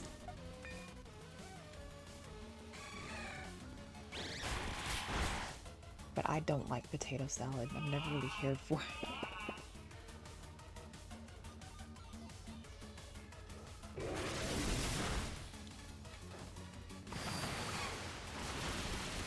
I thought he was going to give me a spicy ingredient. I thought that was the whole point of the trial.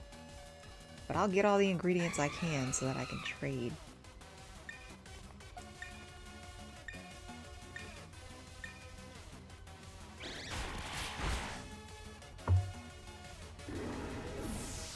See, it's always a good thing to have all of your Pokemon at least level 100 or close enough to. Makes these battles a piece of cake.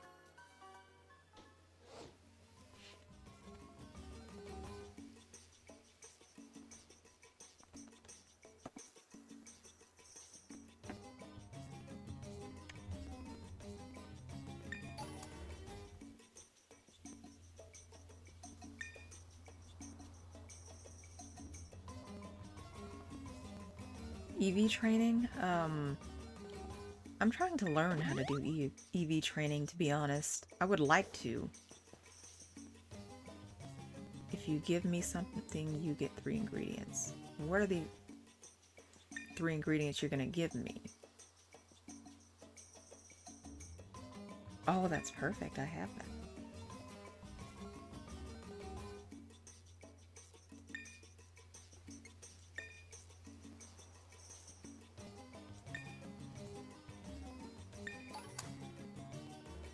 So I have onion, cucumber, and prosciutto.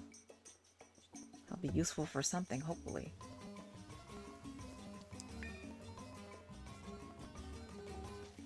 There was another person that said I'd get 3 ingredients if I traded something. Nope, I want 3 ingredients.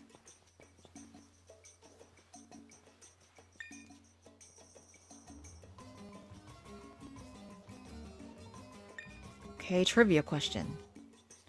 What do you get when you mix eggs, oil, and vinegar?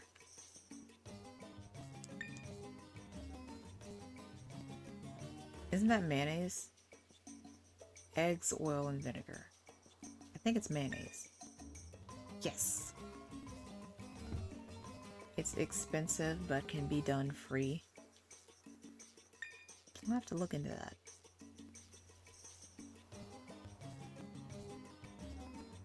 Here's your prize, 3 whole ingredients at once. So I have egg, olive oil, and vinegar. Somebody wanted vinegar, didn't they? Someone over here. No, not you.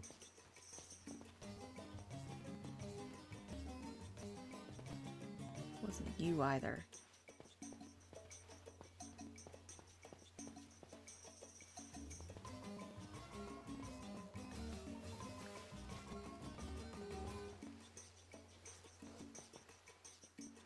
Who was the person that wanted vinegar? I forget. There's someone over here. Jalapenos. You want jalapenos. Marmalade, mustard. Trade you a jalapeno for what? I'm missing 2 whole ingredients.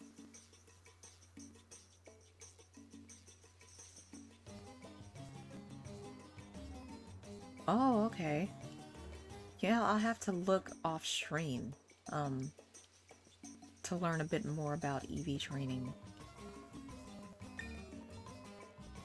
Super spicy jalapeno if you front me some prosciutto and olive oil. I have that. Here you go.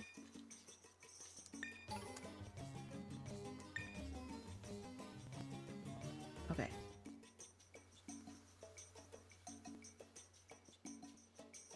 Marmalade and mustard. I don't have either of those. Chili sauce or ketchup.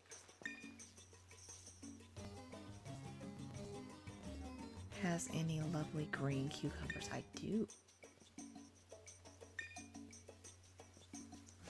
I'll trade you for the chili sauce. Okay. we have 2 spicy ingredients. Jalapeno, marmalade, or mustard.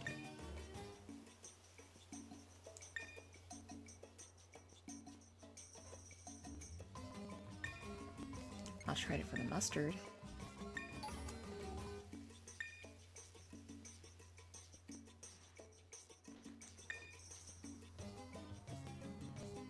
I want some eggs.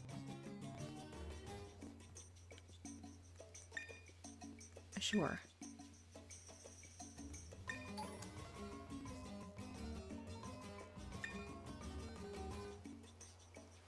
Okay.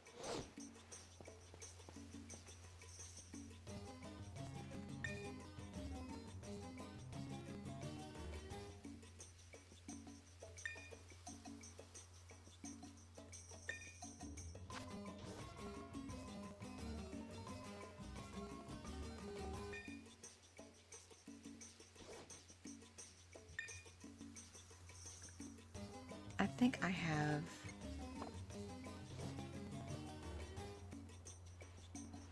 I have all the ingredients I need. I have jalapenos, don't I? Jalapenos, onions, mayonnaise, mustard. Let's trade away this mayonnaise. Somebody wanted mayonnaise.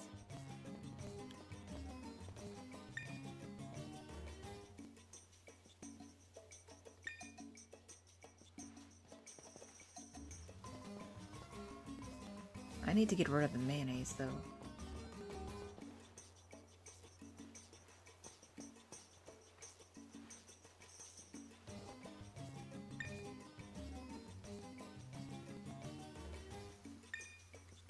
No, I'll keep what I have.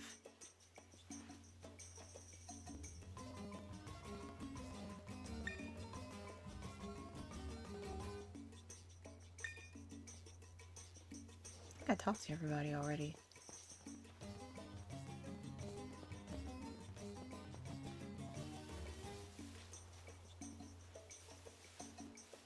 Pretty sure that was everyone.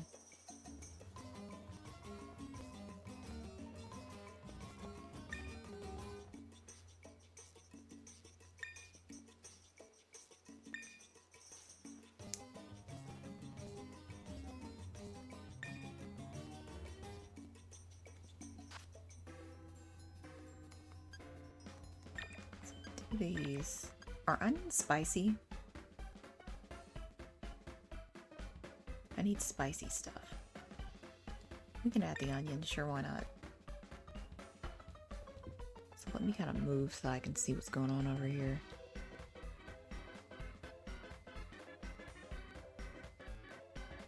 Okay.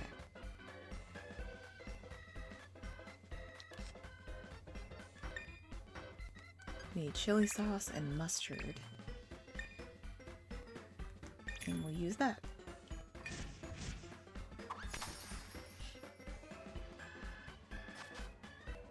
Okay, forgot that I had to do this. Balance it perfectly.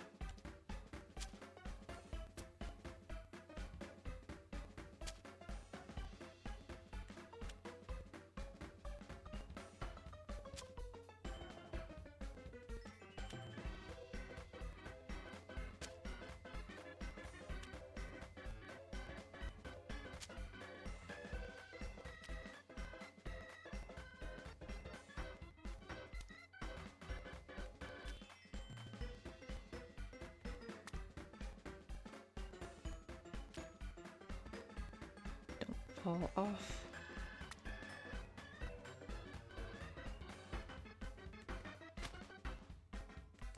Yes.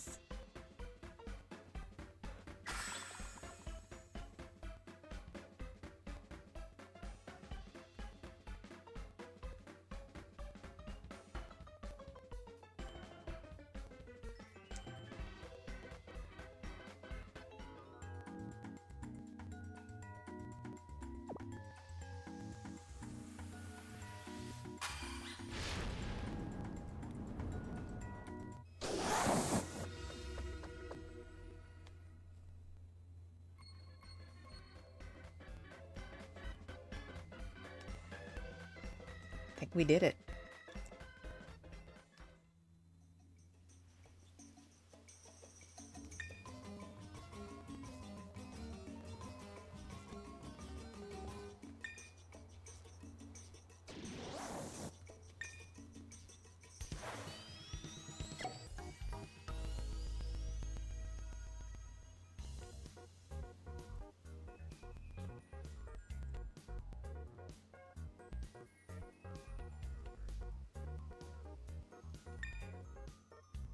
I wonder if I can save before... Nope.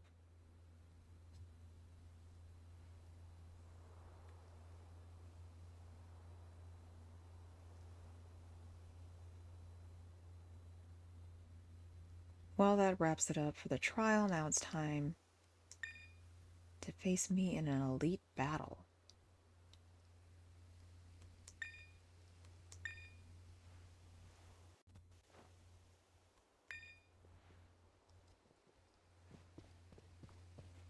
Okay, fingers crossed.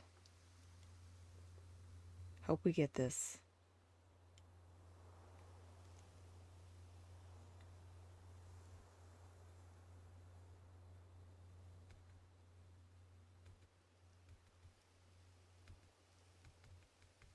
Give me 1 second. My model is being wonky again.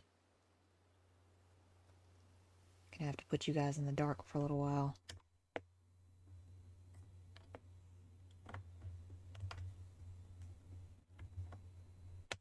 Having problems with my setup lately.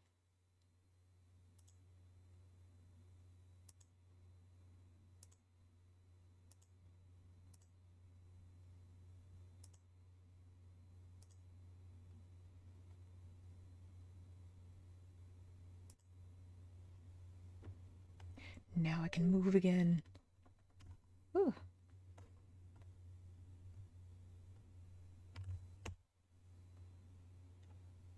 No idea what just happened.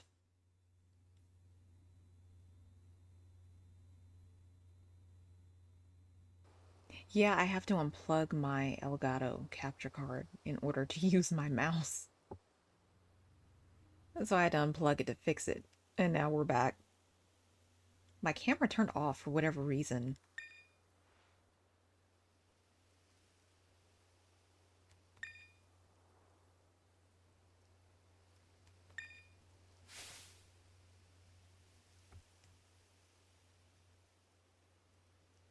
Everything's getting so complicated.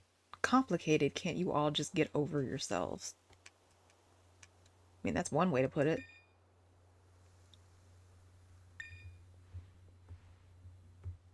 I'm not the kind of guy who wastes time sweating the small stuff. I battle because I want to battle, and you know what? That's how it should be. I'm Crispin of the Elite Four rep in this here Savannah biome. I want to win, so that's exactly what I'll do.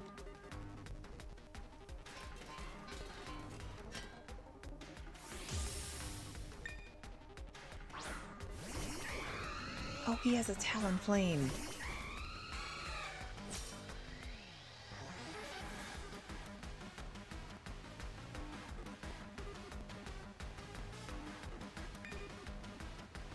There can only be one.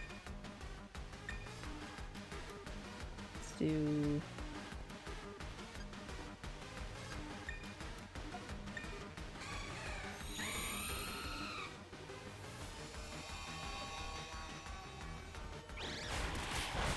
That did nothing.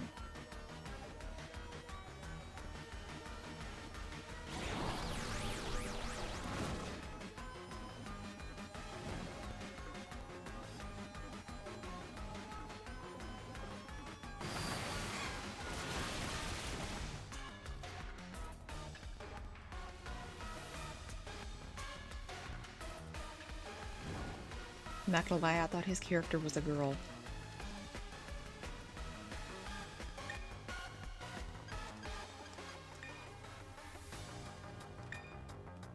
Since you used Sunny Day,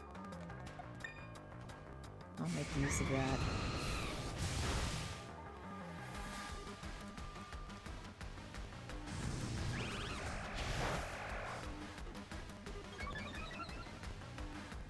Didn't really do much.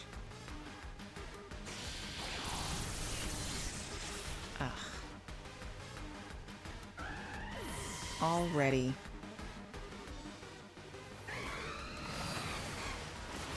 Well, that's one down. You KO'd my Talonflame, I KO yours.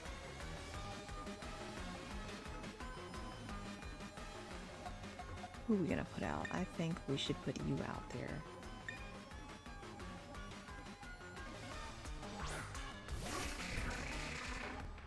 That could be a bad matchup for my Azumarill. Or Azurill. Wonder if you can land a hit over here. And then I'll actually use this chance to revive you.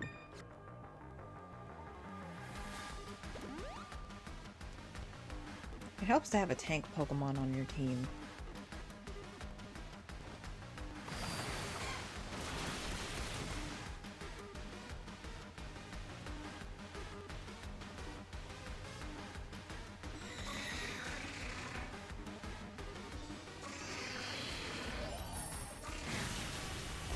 I knew that was going to happen eventually.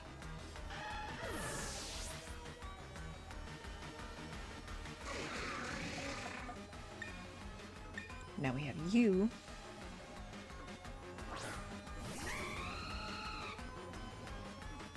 Let's see.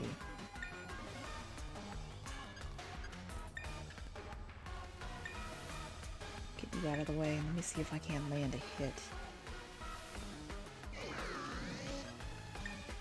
Maybe we'll try that. Something tells me that's not going to do much damage.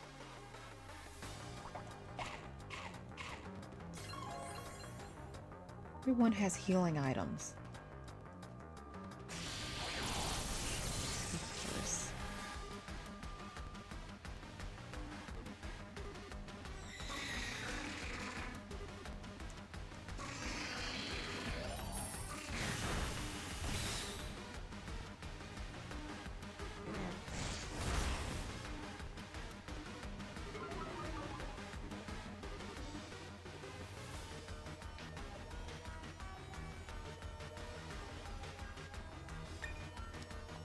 Use fly.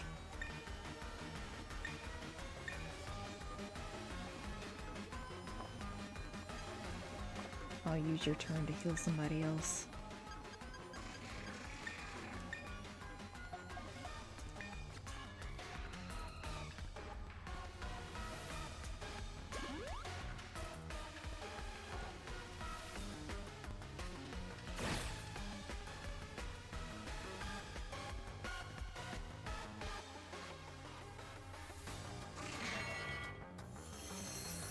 That's not good.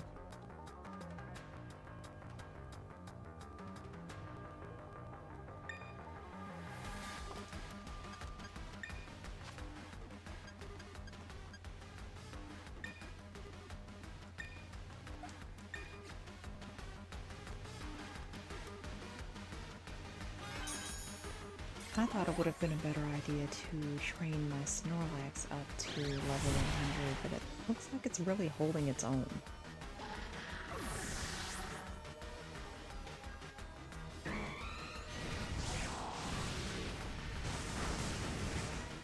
Yeah, that didn't do anything.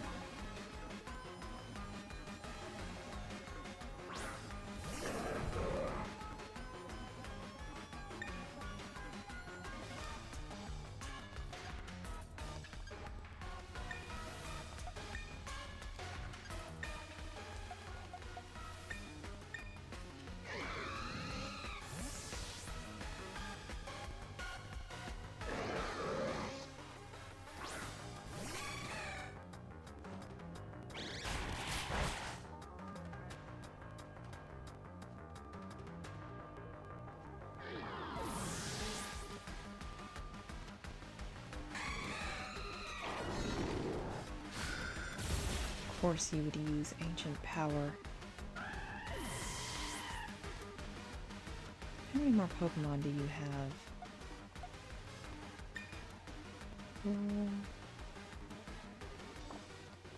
Put you out there.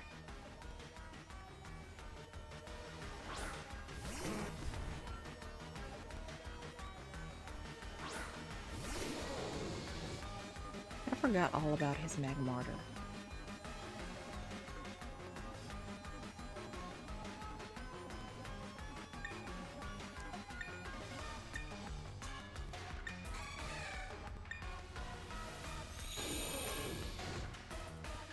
We just got rid of that.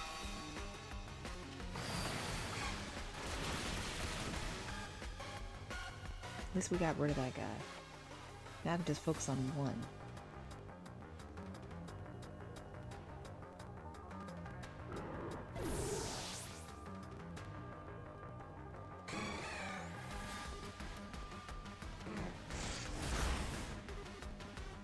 That barely did anything.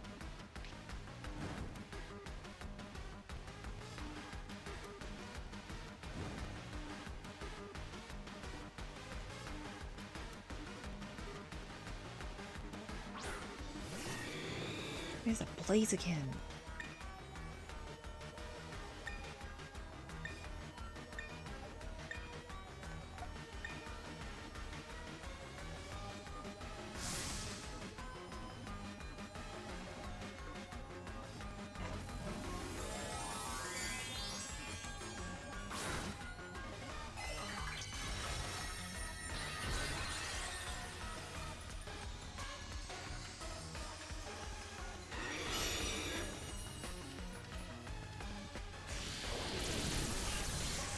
Thunderbolt.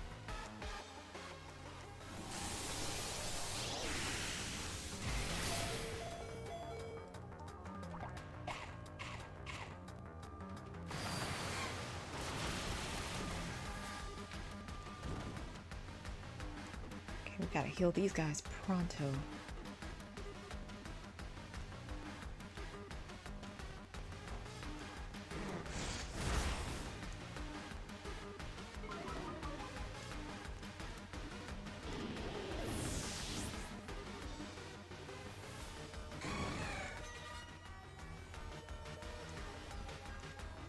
Who to heal first? I think I should heal my Azuma, for freak's sakes. I know what these guys are called. I'm going to...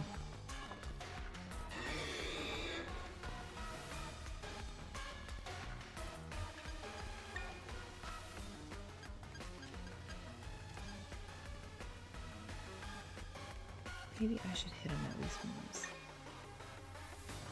I'll do Hammer On. Not that it's really going to do anything, and then I'll just heal you. Give you a full restore because you need it.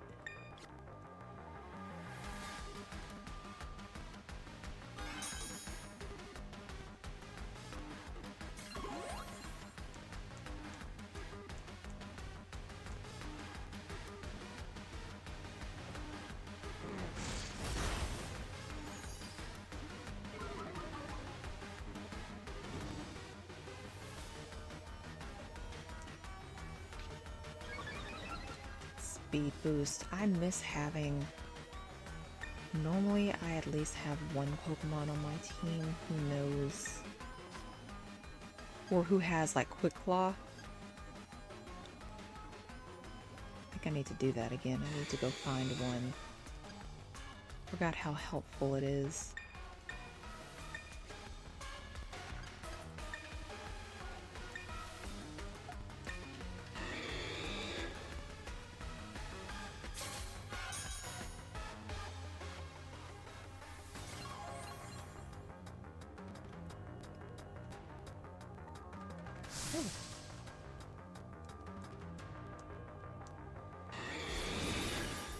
Temper Flare. Oh, that's a cool move.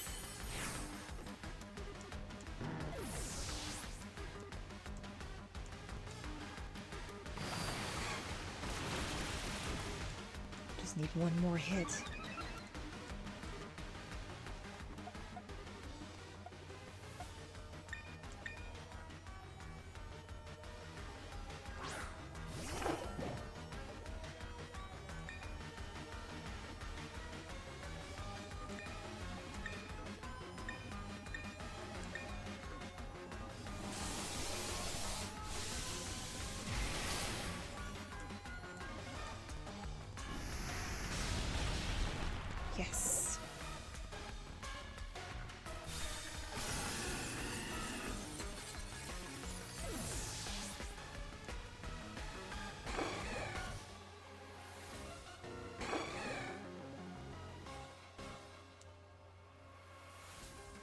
Wanted to win, but I lost. Ooh, money. That was amazing. We cranked the heat all the way up. I love battles and I love cooking because they're both so easily understood. In battles, you either win or lose. With cooking, your dish is either spicy or not spicy. Simple, right? But right now, the mood in the League Club feels, I don't know, off. It's so frustrating. I wish I knew how we could go back to being the fun club we were before. But hey, didn't mean to douse the flames there. You were real strong. Let me see if I can transfer the burning heat from our battle to my frying pan. I'll whip you up something great. He reminds me of the other character from the main story.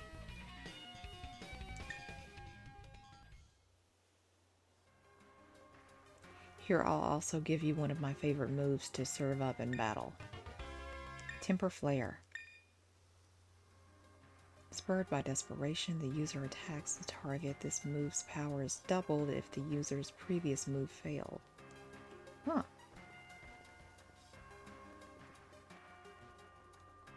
I've got no clue how to manage the temper of anything besides what I'm cooking.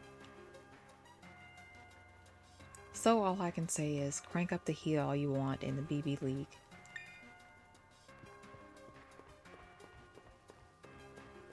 Look at the way he waddles, it's so cute.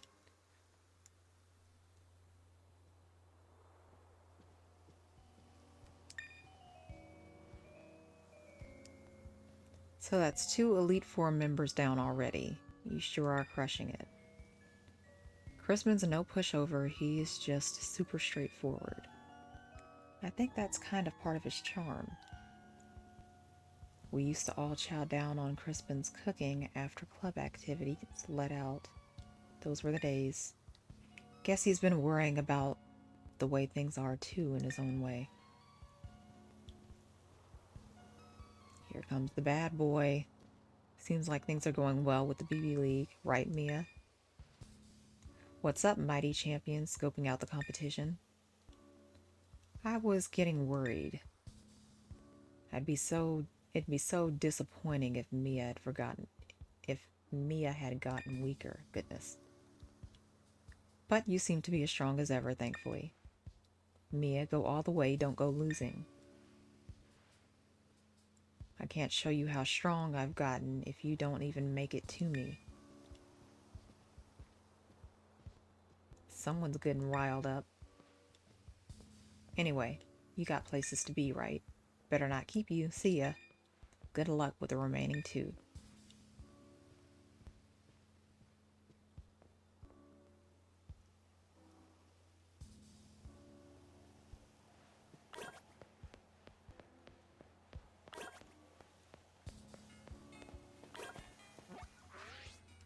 So where should we target next? This is steel type, I think. And you're dragon type.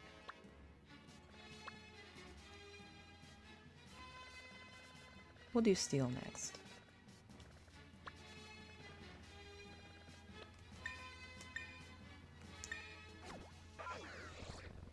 Make our way over there.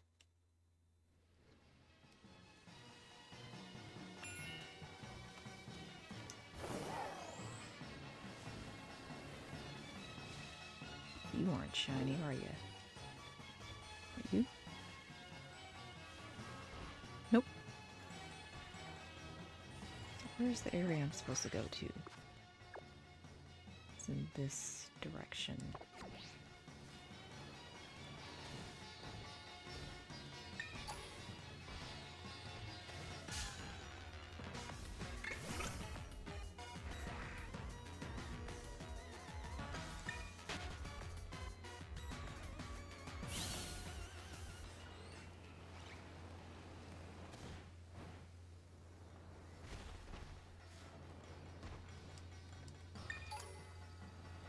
Need some more healing items.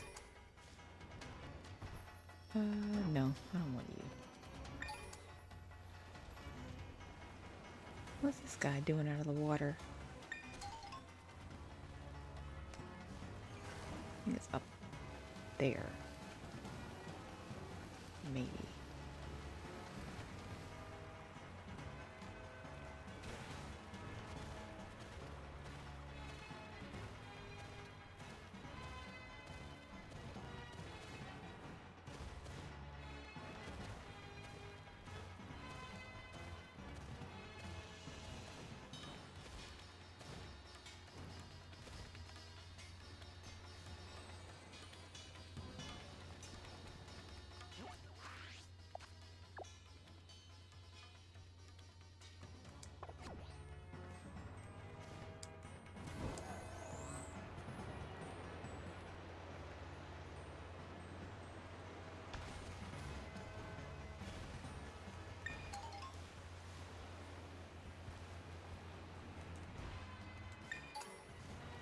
I was wondering what these areas were for before.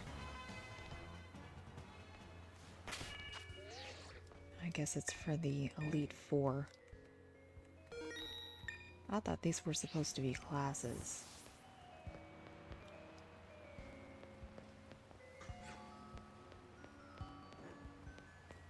Go heal up my Pokemon just in case.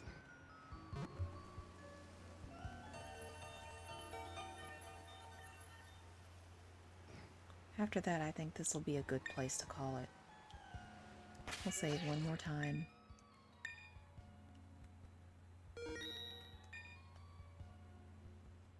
Okay. Yeah. Today was a good stream. It was nice hanging out with all of you. Just a friendly reminder that I have a YouTube channel. I have a Twitter channel, we have Discord, and we have Twitch. So be sure to check me out on all of those platforms. It's fun hanging out with you all. If you want to see my VODs, check out my YouTube channel. And be sure to check out those show and tell channels and what was the other one that I wanted to mention? Just check out Discord and have a fun time there. I'll tune in every now and again to chat with you all and catch up with everybody. But until next time, I'll see you all later. Goodbye.